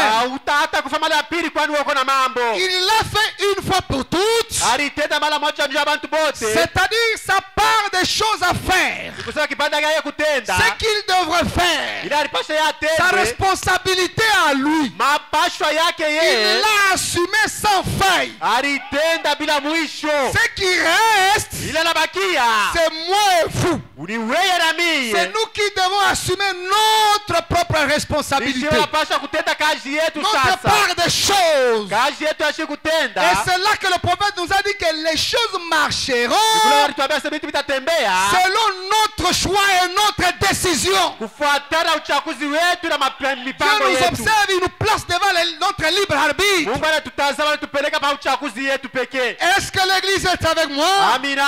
Il dit Anasema dans une vie cachée avec Christ. ndana maisha kufichama pamoja na Kristo. Alors que je m'en vais pour terminer. Na pale minaanza kukaribia kumwisho. Et j'aimerais que mes amis comprennent. Minapenda marafiki muelewe. La vie que Dieu nous a donnée, il nous demandera compte. Maisha la Kristo anatuletea ataenda kutuuliza. Notre destinée sur la terre Maisha yetu tulipitisha pa dunia. n'est pas écrite, n'est pas faite par les autres. Haina yenye kuandikwa wala yenye kufanywa kama watu wengine C'est hapana. nous-mêmes. Peke yake ndio alituumba. Et il va vous demander des comptes. Atatuuliza. Qu'est-ce que tu en as fait? Ulifanya nayo nini maisha mimi Quand toi kuletea? tu es en bonne santé là, Wakati uko mwafya quand toi tu njema. es en vie, Wakati uko naishi. actuellement il y a des cadavres dans les morgues. Ai wakati tunasema kwamba maiti ndani ya mamorge. Est-ce que vous êtes avec moi? Amina. Mais le temps qui vous donne à vivre, Hasa ile wakati la kuletea ya kuishi. vous en faites quoi? Uko natenda nayo nini?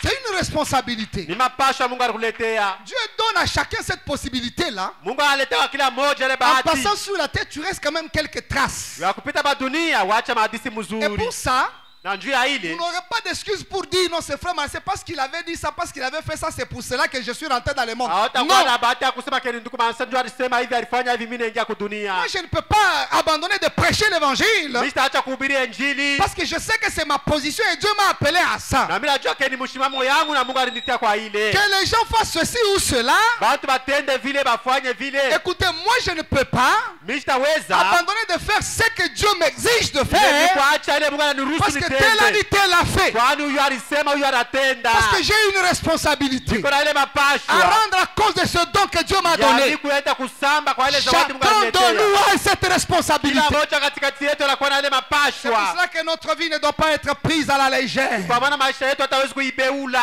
Non, c'est une responsabilité. Hiyo ni mapashwa. Est-ce que l'église est avec moi? Amina. Nous devons être conséquents. Tunapita kweli kutambua ya Au point kama 16, il dit, kumstari 16 anasema, je sens qu'en ce jour où nous vivons, mimi najua kama muhimu ashiku tuko naishi il y a un grand besoin parmi les chrétiens. kunakuwa hitaji mkubwa katikati ya Wakristo. Il semble qu'ils désirent quelque chose. Inamaanika kama ni kumeko na tamania kitu kimoja. Ils désirent quelque chose qu'ils ne sont pas capables d'obtenir. Inamaanisha kama wanatamani kitu kimoja kila baada na uwezaji wa Ils désirent, kukipata. mais ils ne sont pas capables. Banatamania Ils mais voient baada na leur uwezaji wa kukipata. incapacité. Haina mkipimo yao Et kuipata. parfois, c'est parfois ce que nous entendons.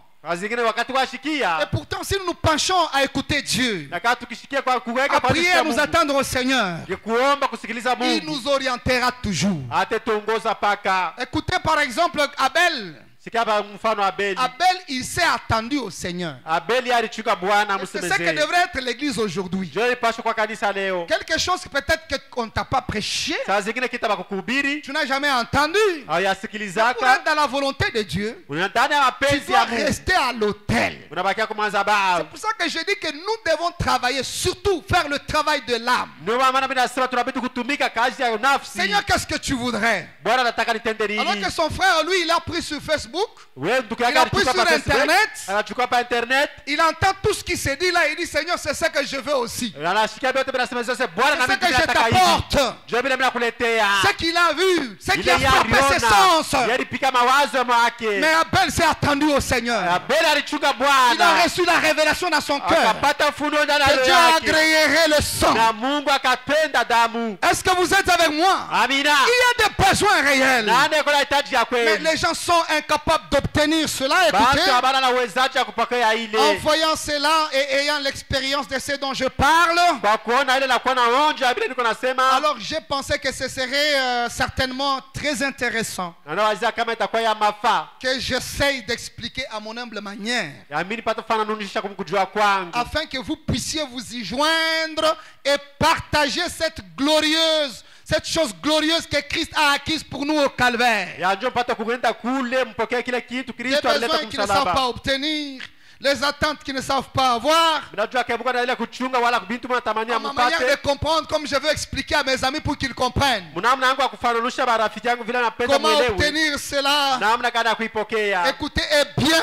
Msikilize ni en mzuri. partageant la glorieuse chose Kusumuza kile kitu ya que damani. Christ a obtenu pour nous au calvaire. Ile Kristo alileta kwetu kumsalaba. Il dit, eh bien, Anasema ni mzuri. tout cela vient par l'expiation. Yote ile kuna kuya kupitia ondole kumwona kwa damu. L'expiation a été accomplie par cette mort-là. Kumwona kwa damu kulitendea kupitia ile mtu. Branham dit, même dans la Bible du temps ancien, Na bila anasema hata wakati wa zamani mbiblia. le rouge représentait toujours l'expiation.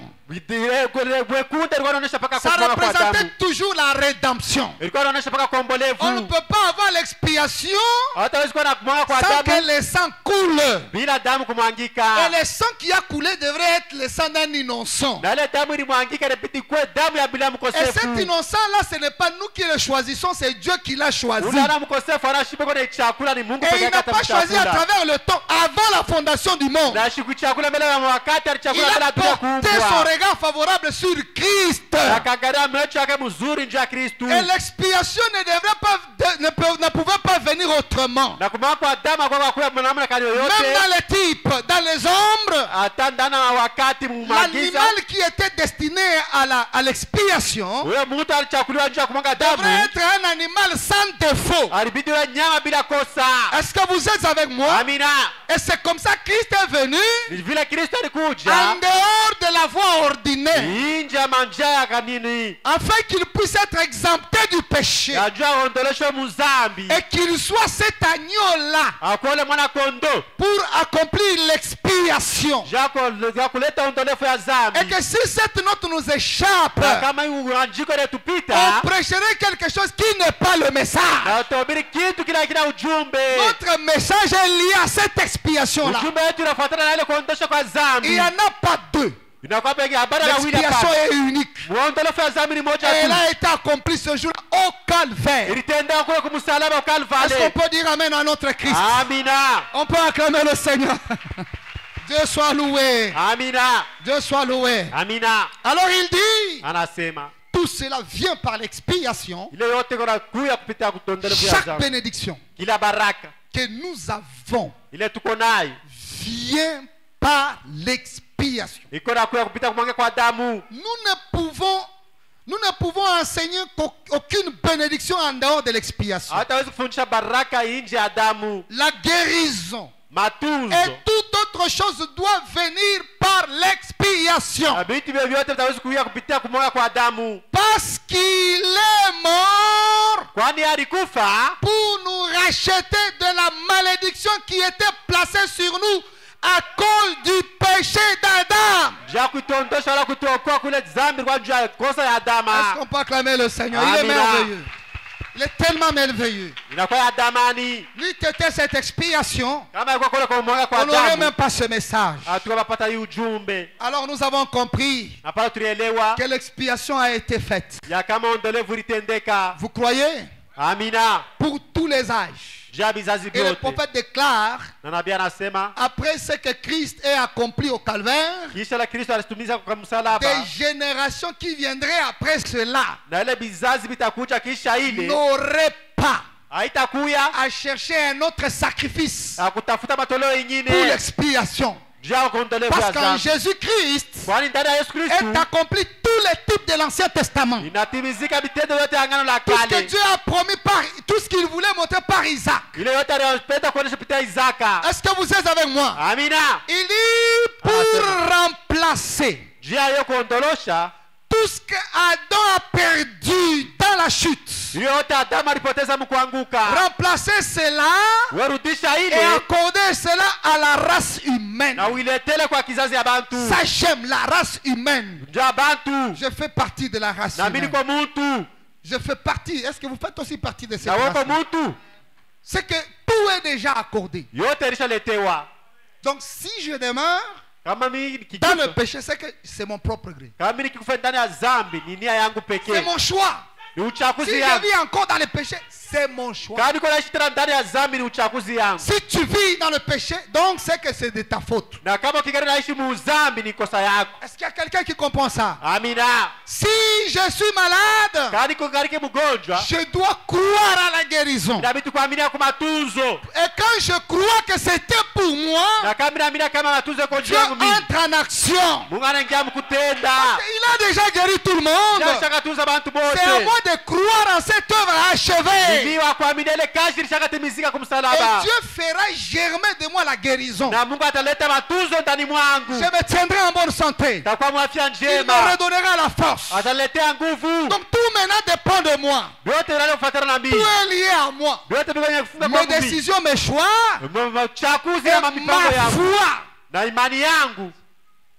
Donc Dieu a déjà fait sa part, c'est fini. Mungu alishaka tenda kazi yake, kuna malizika pale. Maintenant, il nous observe. Hasa kuna tazama. Maintenant, regardez. Hasa tazama. La Bible, la parole, le message, tout ça, la parole de Dieu, Biblia, neno, ujumbe yote ya Mungu, représente comme un livre. hiyo inaonyesha sawa vile kitabu. Au fait, le prophète appelle ça, la parole de Dieu, c'est un miroir. Nabii anaita ile sale rikalashi. Ça, c'est le troisième point et je finis par là. Ile inakuwa nukta tatu tamalizia pale. C'est un miroir. na kwa vile rikalashi. Vous savez, quand vous vous mirez, Tazama kama kuna mkionesho vous voyez, n'est-ce pas? uko naliona Je crois que mes soeurs, avant de venir ici, na mimi hapa dada yangu bote mbele ava bakuya hapa. et même dans les petits trucs là, il y a des miroirs là. Hata masakoshi hapo pembeni mle mko masama À un kionesho. moment là, Wakati moja vous savez, imaginez vous vous mirez et vous voyez quelqu'un d'autre. Est-ce que vous allez tenir le tazama miroir là? unatazama mkionesho unaona mtu mwingine. Hein?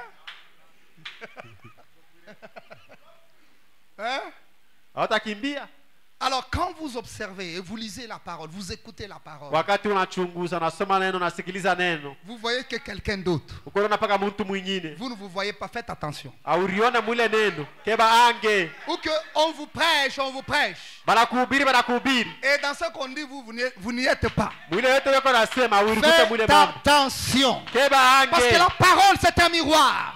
Neno ni kionesho. Et le prophète dit que quand vous regardez dans ce miroir, Basi wakati unaangalia mkile kionesho, vous voyez Dieu unaona Mungu et vous voyez aussi. na unaliona wewe Est-ce qu'on pekee. peut acclamer le Seigneur? Amen. Vous voyez Dieu.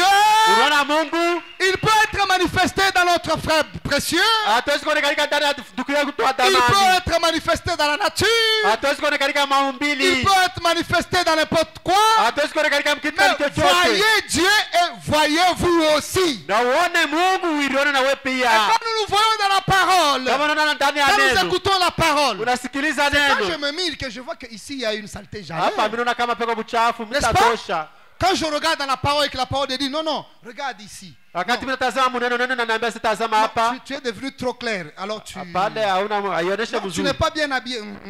Ukuvale mzuri. Non, ici tu es emprunté un mauvais chemin. Là tu Hapa rentres. anaenda njia mbaya Non, ici anarudia. tu es en train de rétrograder. Là tu Hapa anaenda reprends le sens. kupungukiwa anarudia. Non, là, tu ne pries pas assez. Aombe tena ya Tu ne mingi. te consacres pas assez. Auiritole Tu ne tena. parles pas comme tu devrais parler. Auseme vile ulipeta kusema. Quand vous vous mirez, vous dites non, ça ne devrait pas être ça. Wakati niliangalia Non, mlikalasha sema il me yana. manque encore ça. Unanipusa tena Il hiki. me faut encore ça. Inanibidi tena hiki. Et c'est pour ça que nous venons écouter la parole. Ndio kwa maana tunakuwa kusikiliza neno. Est-ce que vous êtes avec moi? Amina. Écoutez, vous voyez dans l'état où vous êtes. Woko niliona wakati uko naishi. C'est pour cela que la parole, Ni kwa maana dans la neno. parole, Dada neno. et le prophète dit qu'on parle même des vies qui sont viles. Biblia anasema kwa utaweza kusema zata Nous binti lisons na que bila dans na la mafaa. parole, il y a David qui a convoité Huko David Bathsheba, alitamania et Bathsheba qui s'est repenti quand Nathan lui a parlé. na ritubu Et wakati il na est revenu. Et Dieu l'appelle l'homme selon mon na Mungu cœur. amuita sema mtu fatana nia yangu. Écoutez, vous dites, ah ça c'est moi, je peux aussi. J'ai péché, Seigneur, pardonne-moi. Wili tena Je zambi veux Bwana que tu me nihurumie. considères aussi. Je voudrais que tu mettes ta main sur moi comme tu as fait de Na mimi Pierre. ufanye sawa vile ulifanya Petro. Et c'est ce que la parole fait. Jele neno iko natenda. Alors quand nous venons Wakati tuko nakuja. dans notre état, Mwali yetu tuko ile. la parole dit, Neno. nous pouvons être là. Tawezi kuya pale. Et comme ça. Ni hivi. Mais il dit, mais dans cette parole, Anasema ndani ya hii neno. quand vous essayez de voir d'un bout à l'autre, Wakati tutajaribu kuona mwisho na mwisho nyingine. de Genèse à Apocalypse, Mwanzo tibu Ufunuo. Apocalypse Ufunuo à ce message de 65, na hii ujumbe ya 65. est-ce que vous êtes avec moi? Amina. Il dit que vous verrez qu'il y a un fil qui traverse la parole. Nabii anasema tuona C'est mko kama comme napita dans neno. les billets, il y a le filigrane. Ni sawa vile kumakuta kuna kwa filigramu. Donc quelque chose là qui est presque invisible mais qui existe. Kila kitu sasa Qui kionekanika est ndio là. tunaishi. Et Kiko si vous pale. placez le billet dans une bonne position, vous voyez la Na filigrane. kama Et c'est ce ukiona qui uweke donne de makuta la mwali valeur mzuri, au billet. utaona ile filigramu ndio Est-ce que inaleta vous êtes bei kwa avec moi? makuta. Amina. Ce qui donne la valeur à notre religion. Ile aleta bei kwa ajili yetu. Et c'est ce fil cramoisi. Ni ile kamba mwekunda. C'est cette expiation qui traverse la parole. Ni ile damu inapita neno. Et le prophète dit qu'elle traverse toute la parole. Nabii anasema inapita neno yoyote. Il dit, Anasema parce que la parole montre ce que vous êtes. neno inaonyesha kile huko Et au-delà de ce fil cramoisi, na kupitia ile kamba mwekunda au-delà de ce filigrane de la parole, na kupitia ile kamba mwekunda ya de neno cette expiation, na ile ondolefu il dit ça montre ce que vous pouvez devenir. asiraonyesha kile napasha ukuye. Est-ce que quelqu'un peut dire amen? Amen. Ça montre ce que tu peux être. Inaonyesha kile napasha kuya. Même si tout le monde te connaissait comme une femme vile. Hata kama unajua sana mwanamke ashipo bei. Mais si tu comprends et tu crois ce message ce Na matin, kama unaelewa na amini hayo tu peux ujumbe. passer par cette expiation parce qu'elle est encore efficace jusqu'à ce matin. Juu kingariki mzima na leo busubuhi. Et comment s'y approcher? Na magani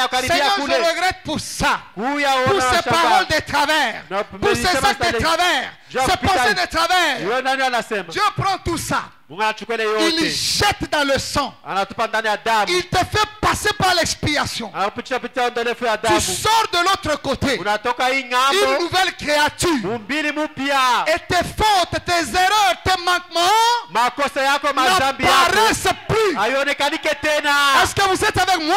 Amina. Ce qui est bien avec notre religion, Ile inakuwa ya damani na ujumbe yetu, il y a le fil de sang. kunakuwa ile kamba ya damu, Il y a ce fil cramoisi. kunakuwa ile kamba ya damu. Si t'étais cela, on ne serait pas chrétien ce Na matin. kama kwa ile damu hakuwa Mkristo huyu Est-ce qu'on peut busubuhi. acclamer le Seigneur? Amina. Et je finis par là. Tawezi malizika pale vile. Il dit ceci dans les eaux de séparation et dans les Hébreux chapitre 5 et 6. Anasema hivi ndani ya ile maji ya kutenga na Mwebrania 5 Eaux de séparation du 21 janvier 55. yenye kuhubiriwa mwile tarehe. Il dit ceci au point 13. Anasema hivi pa mstari wa 13. Nous pensons toujours au rouge. Tunawazia pa kule Le mwekundu. rouge représente le danger. Mwekundu anaonyesha ile tabu. Le rouge signifie effectivement les dangers. Na mwekundu anaonyesha kweli tabu. Ou la vie ou autre chose. Maisha wala tabu. Mais les rouges dans les Écritures représentent la rédemption par le sang. Hasa mwekundu ndani ya maandiko inaonyesha Rahab la ukombolevu. prostituée, Rahaba kahaba. quand elle a fait descendre le fil cramoisi Wakati alishusha ile kamba mwekunda. tout au long de la Bible, Katikati yote ya Biblia il y a un fil cramoisi muko ile kamba mwekunda. tout au long de la Bible, Ndani yote ya Biblia à travers la parole. kupitia neno. Comment prêcher la parole? Namna gani tahubiri Comment neno? prêcher la guérison? Namna gani tahubiri Comment matumishi? prêcher le salut? Namna gani tahubiri wokovu? Sans Bila l'expiation, mwaga kwa damu, sans bila la rédemption. okolevu. Parce que tout vient par la Kwani rédemption. yote kupitia okolevu. Il dit tout au long de la Bible, Asa Biblia yote mzima il y a un fil cramoisi. mnakuwa na Biblia kama La mwekunda. rédemption vient par le rouge, Ukombolevu iko nakuwa kupitia mwekunda, par l'effusion du sang. kupitia kumwanga kwa damu. Et sans effusion du sang, Na il bila n'y a kumwanga point kwa de pardon damu de hakuna péché. kusamehewa kwa dhambi. Qui peut dire Amen? Amina. Est-ce qu'il y a quelqu'un qui croit en ça? Amina. Il y a un fil cramoisi qui traverse toute la Bible, Kuna kwele kama mwekunda napita Biblia yote qui mzima. traverse toute la parole. Inapita neno lote mzima. Pourquoi Dieu a permis? Kwani Mungu aliruhusu Parce que ipite. ça existe. Kwani iko naishi. C'est pour que tu changes de camp, de conditions, de position. Ni kwa maana badilishe kambi hali C'est pour mamsemo ça que yako. Foubalam dit, Ni kwa maana nabii anasema, il dit quand il parle de Lady Maccabée, anasimuliwa kata anasema njole il Makabe. dit c'était tellement une femme vile Anasema kwa yule Souillé mwanamke au mtenda possible. dhambi. Mubaya sana kwa dhambi. et que cette femme-là, personne ne voulait l'approcher. Anasema mwanamke kwa mtu Il dit akamkaribisha. quand elle commence à à faire des scènes, Anasema wakati atata kutana vitendo. quand même la police débarque. Atale la polisi Même kwa anashika kumubamba. la police ne veut pas la toucher. Hata la polisi kuna anashika kumubamba. Parce que les policiers comprennent, Wana la polisi alikuwa elle est anashikilia. tellement souillée, je risque de prendre un peu de sa souillure. Oh, alishachafuka sana ataweza kuchukua uchafu Et bwake. le prophète dit que je me tiens ici Na bia sitasimama pour hapa vous dire juu ya kumwambia que le sang du Seigneur Jésus-Christ damu ya Bwana Yesu Kristo a la capacité, le pouvoir inakuwa na de uwezaji na faire de mpimo Lady Maccabée ya kusafisha hata ile dhambi ya une Makabe. sainte fille de Dieu. Ule mtakatifu biala mke wa Est-ce que vous êtes avec moi?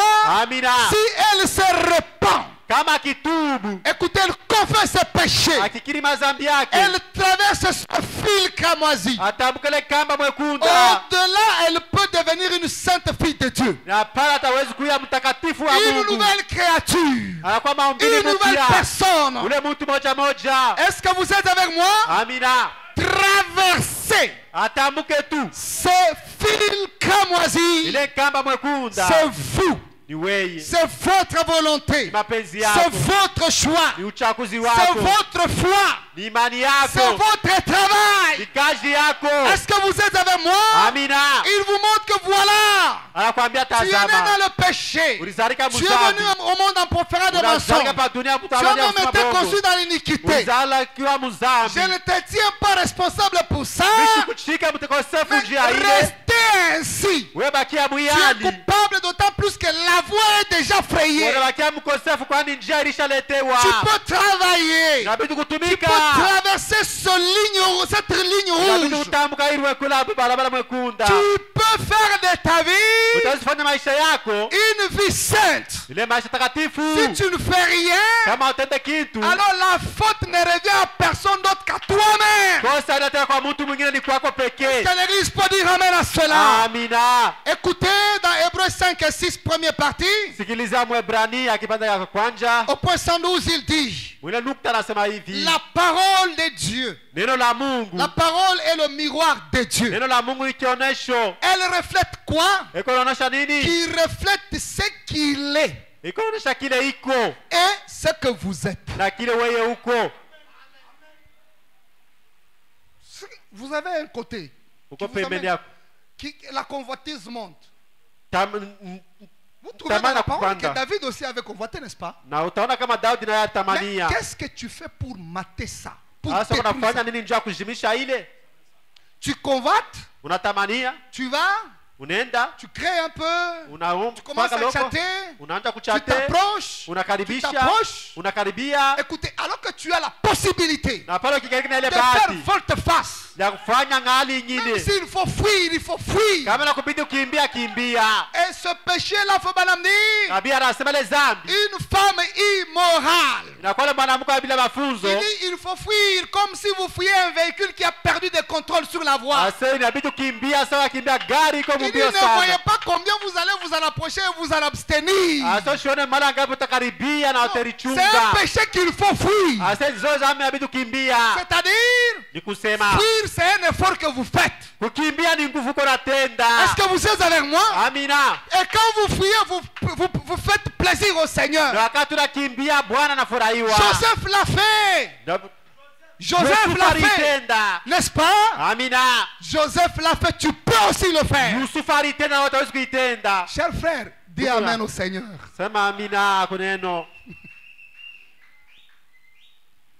Ça reflète ce que vous êtes. Iko naonesha kile huko. Mais vous pouvez traverser la ligne rouge et devenir quelque chose de glorieux. Utazitambuka ile kamba mwekundu na kwa kitu ya Madame dit damani. Alléluia, oh là là. Amina. Elle vous dit, ceci est le livre au monde qui vous dit d'où vous venez, Anasema ni kitabu cha kuambia hapa dunia kule unatoka, qui vous êtes uko nani et où vous allez. na uko nenda wapi. Montrez-moi une seule page dans la littérature, Uniambie tu Ou que andiko ce- moja mkitabu ou quoi fulani que ce soit, wala mkitabu kani kyote sur toute la science et autres. kupitia majifunzo yoyote na Chaque bon vingine. livre qui a été écrit, Kila mwandikaji yote aliandika, aucun d'eux ne peut vous dire ceci. hakuna hata mmoja kati ya hayo atakwambia. Voici le miroir de Dieu, la parole, Tazama likalashi ya Mungu ni neno, qui montre ce qu'il est inaonyesha kile iko neno et ce que vous êtes. na kile wewe mtu uko.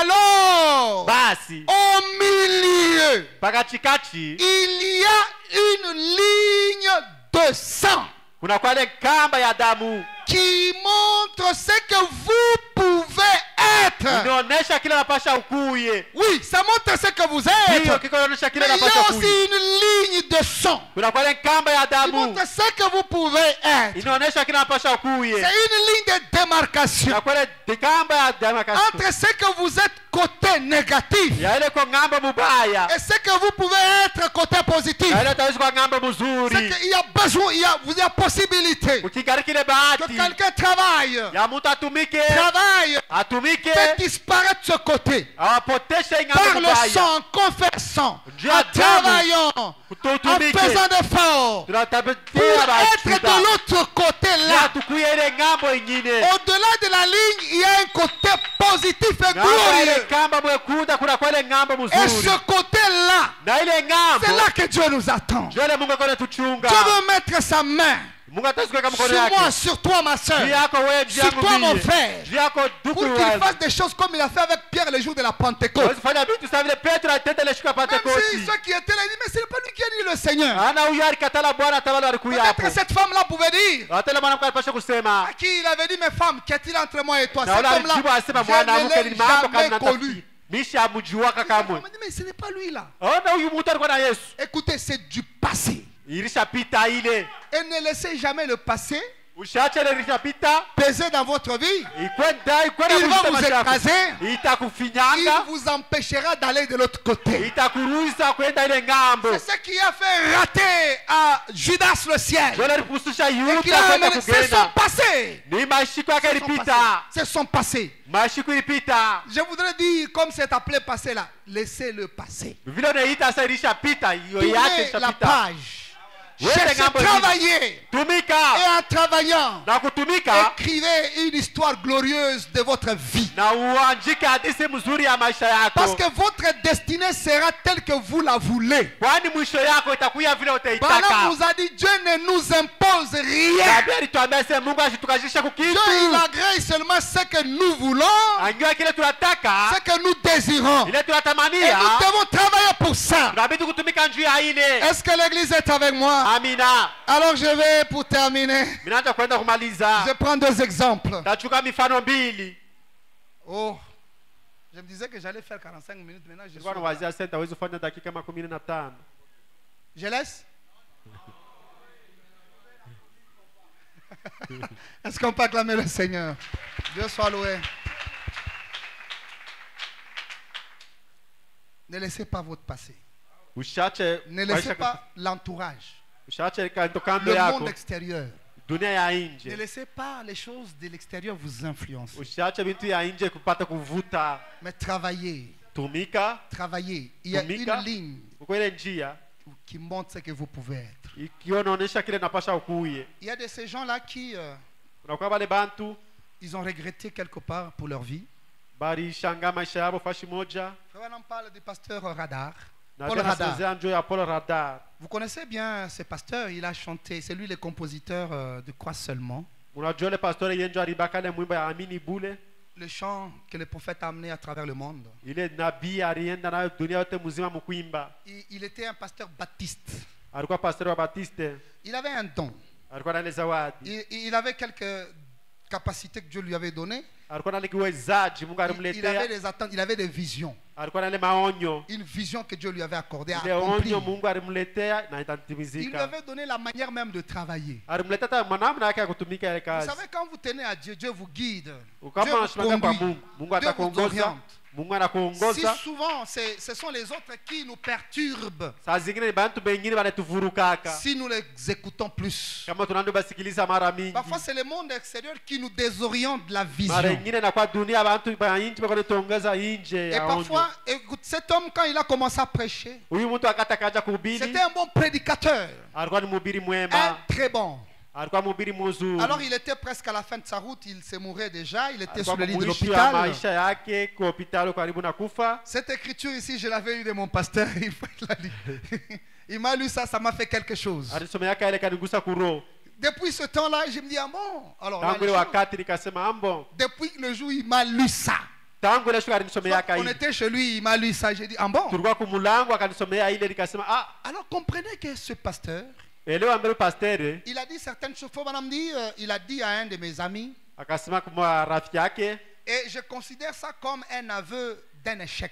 ninasema yake ile saa kilapo cha kushindwa. Mais il regrette, il n'y a plus rien à faire. Anaanza kushutuka, hakuna kazi yeye kufanya. Et pourtant, il avait le temps. Yeye alikuwa na ile wakati Il yake pouvait faire les choses autrement. ya kutenda bintu mwali Il ingine. n'a pas su faire. Yashukuvitende Pourquoi? vile njia nini? Peut-être pas l'entourage. Saa zingine njia kando kando yake. Il dit, il s'est mouru du cancer. Alikuwa anakufa na ile magonjwa ya kansa. Il dit, pendant qu'on chantait, Ale wakati tuko naimba, et il dit maintenant à cet autre prédicateur, il dit, Dieu m'a donné un message. akaanza kuambia sasa kwa wale wahubiri bengine sema Mungu aliniletea habari. Il m'a donné une vision, quelque chose, comme une sémence que je devrais s'aimer. Aliniletea onyo sale mbeko mimi napasha kupanda. Et cette sémence-là devrait être sémée parmi les pentecôtistes les plus chauds. Na ile mbeko ilipasha kupandiwa kwa Pentekoste bale ba Donc moto. il était conscient de ce à quoi Dieu l'a appelé. Alikuwa mwenye kujua kwa nini Mungu alimuita. Dieu l'avait dit de faire ce travail de cette façon-là. Mungu alimwambia sasa tenda kazi mwinamna. Même notre prophète, il a payé cher pour avoir désobéi à l'ordre de Dieu quand il lui disait d'aller chez les pentecôtistes. Hata nabii wetu alilipa bei wakati alikosa kutinjwa kwenda kwa Pentekoste. C'est dans Présumé du 10 juin 62 où il dit ça au point Ndani 43. ale mahubiri kuanzia mwile nukta. Il dit, il a essayé, il dit, et vous savez ce que Paul a dit à un ami. Ah, ça, Quand Joël- il a su qu'il allait mourir. Paulo ile akasema kwa marafiki yake wakati akajua kama anataka kufa. Il avait le cancer. Alikuwa na kansa. Il a dit, si j'avais pris mon message, Sasa nilichukuaka habari yangu, la chose que Dieu m'a donnée, kile kitu Mungu si j'avais aliniambia, pris mon message, kama nilichukuaka habari yangu le mimi, message de grâce, ile ni habari ya neema, et que je l'avais sémé chez les pentecôtistes, parmi les pentecôtistes très chauds, plutôt que de venir ici. kama nenda kuipanda kwa Pentecote ba moto, Faut madame ouvre la parenthèse. na bana fungula nukta, C'est ce qui l'avait tué. Dieu limuua. A-t-il dit, je me serais retrouvé dans un meilleur état. Mitakuirikuta mwali mwema, Il mwali a ya pris ce mzuri. que Dieu lui a donné. Alichukua ile Mungu Quand alimletea, vous avez la sémence, wako na mbeko, elle n'est pas semée n'importe où. aenda kupanda washika yoyote. Vous devez savoir où la planter. Inabidi kujua utaenda kuipanda wapi. Dieu lui a même orienté. Mungu alimuongoza, Mais il n'a pas fait ça. ashikutende vile. Écoutez, maintenant il commence à regretter, c'est trop tard. Sasa anaanza kushangaa inakuwa nyuma. Écoutez, ne regrettez pas quand vous êtes en train de partir.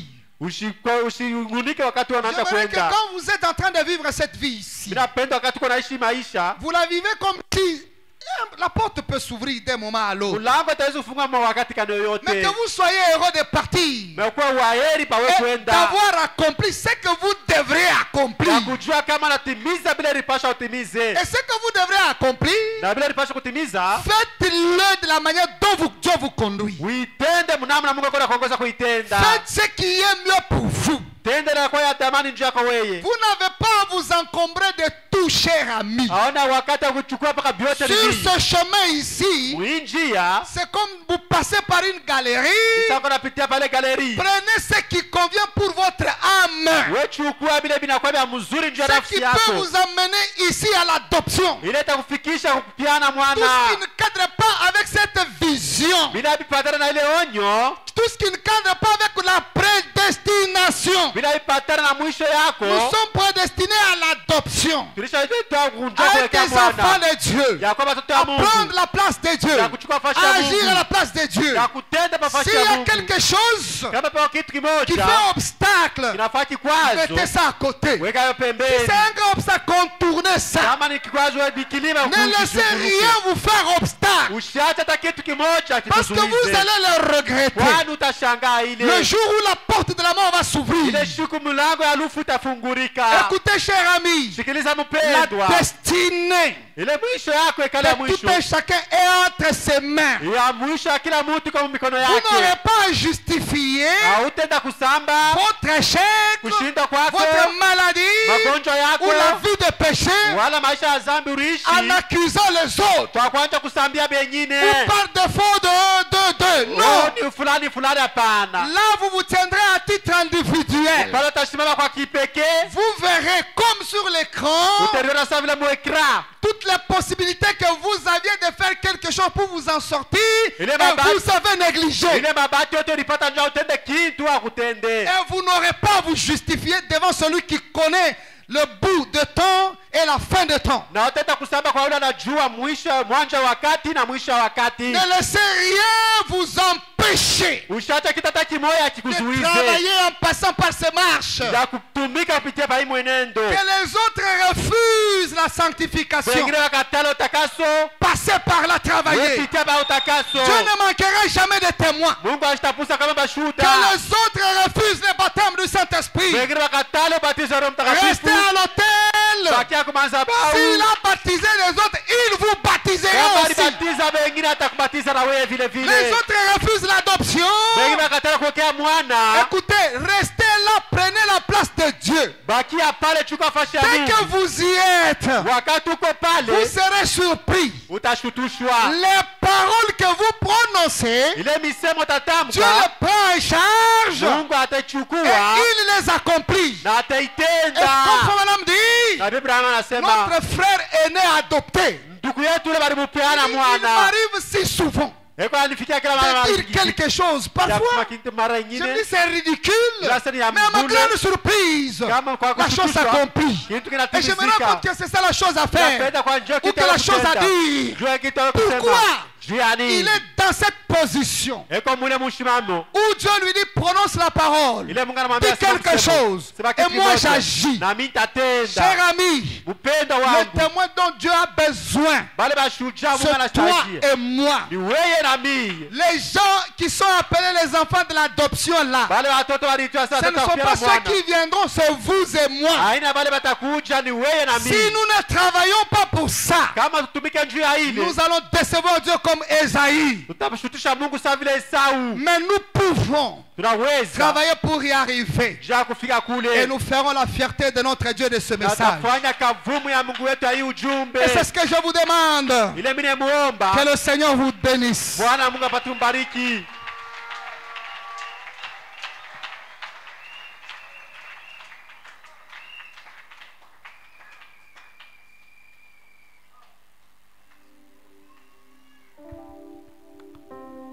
Mettons-nous debout. Je vois un flot cramoisi. Il coule du calvaire, touchant le trône de Dieu et se déverse sur moi.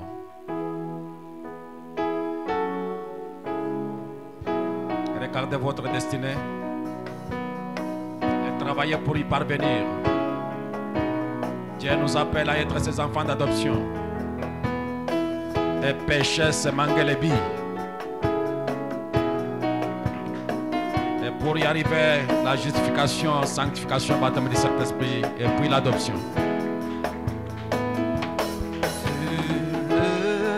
Mettons-nous debout, mes amis, pour la prière.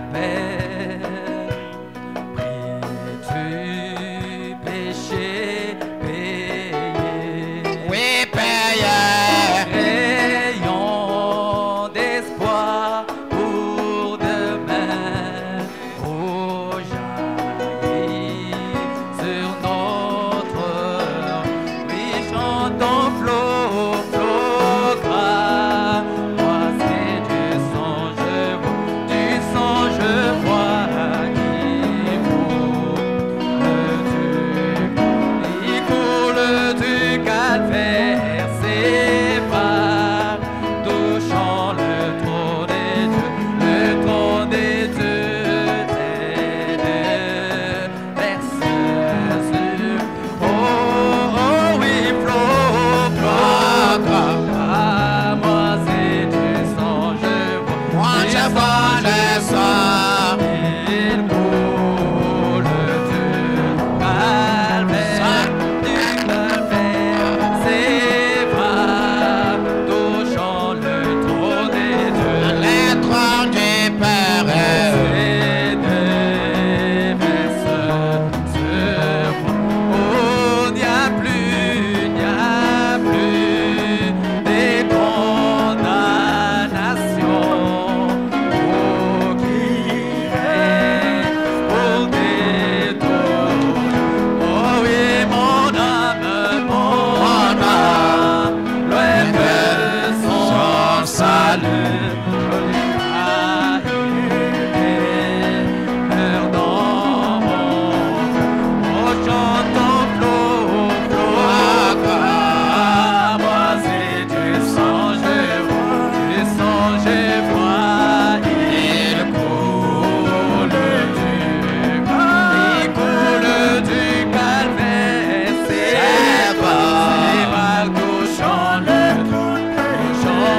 trône des cieux.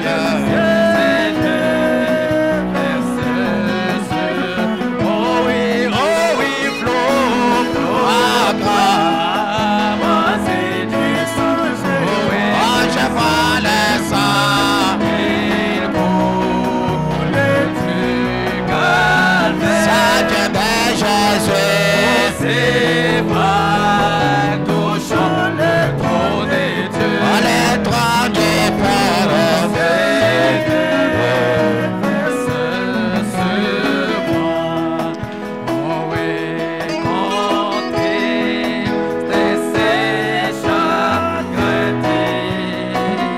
Voilà, cher notre Oui, moi je lève,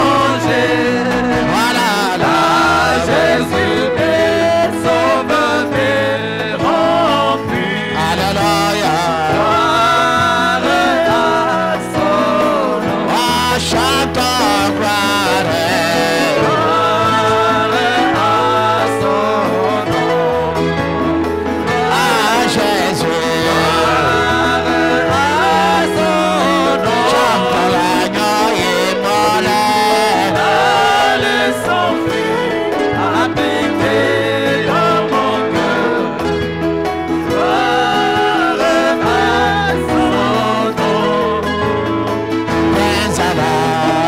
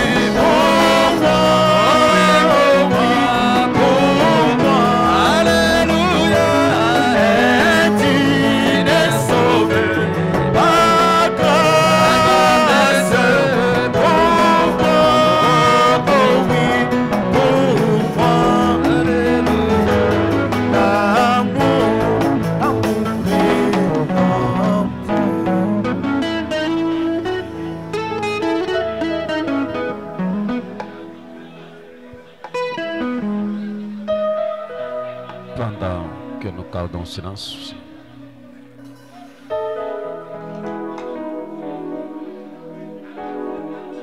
nous appelons le révérend Jacques Mort de pouvoir venir offrir un mot de prière.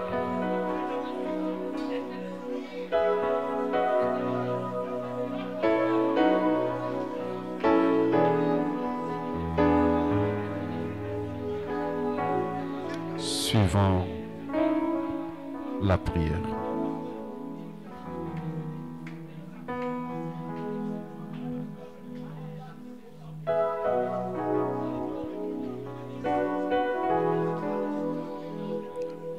Merci beaucoup, notre Père Céleste, notre Dieu. Toi, le grand maître de tous les esprits. Toi, le créateur de la Genèse. Le Dieu omniscient, omniprésent, omnipotent. Toi, l'alpha et l'oméga.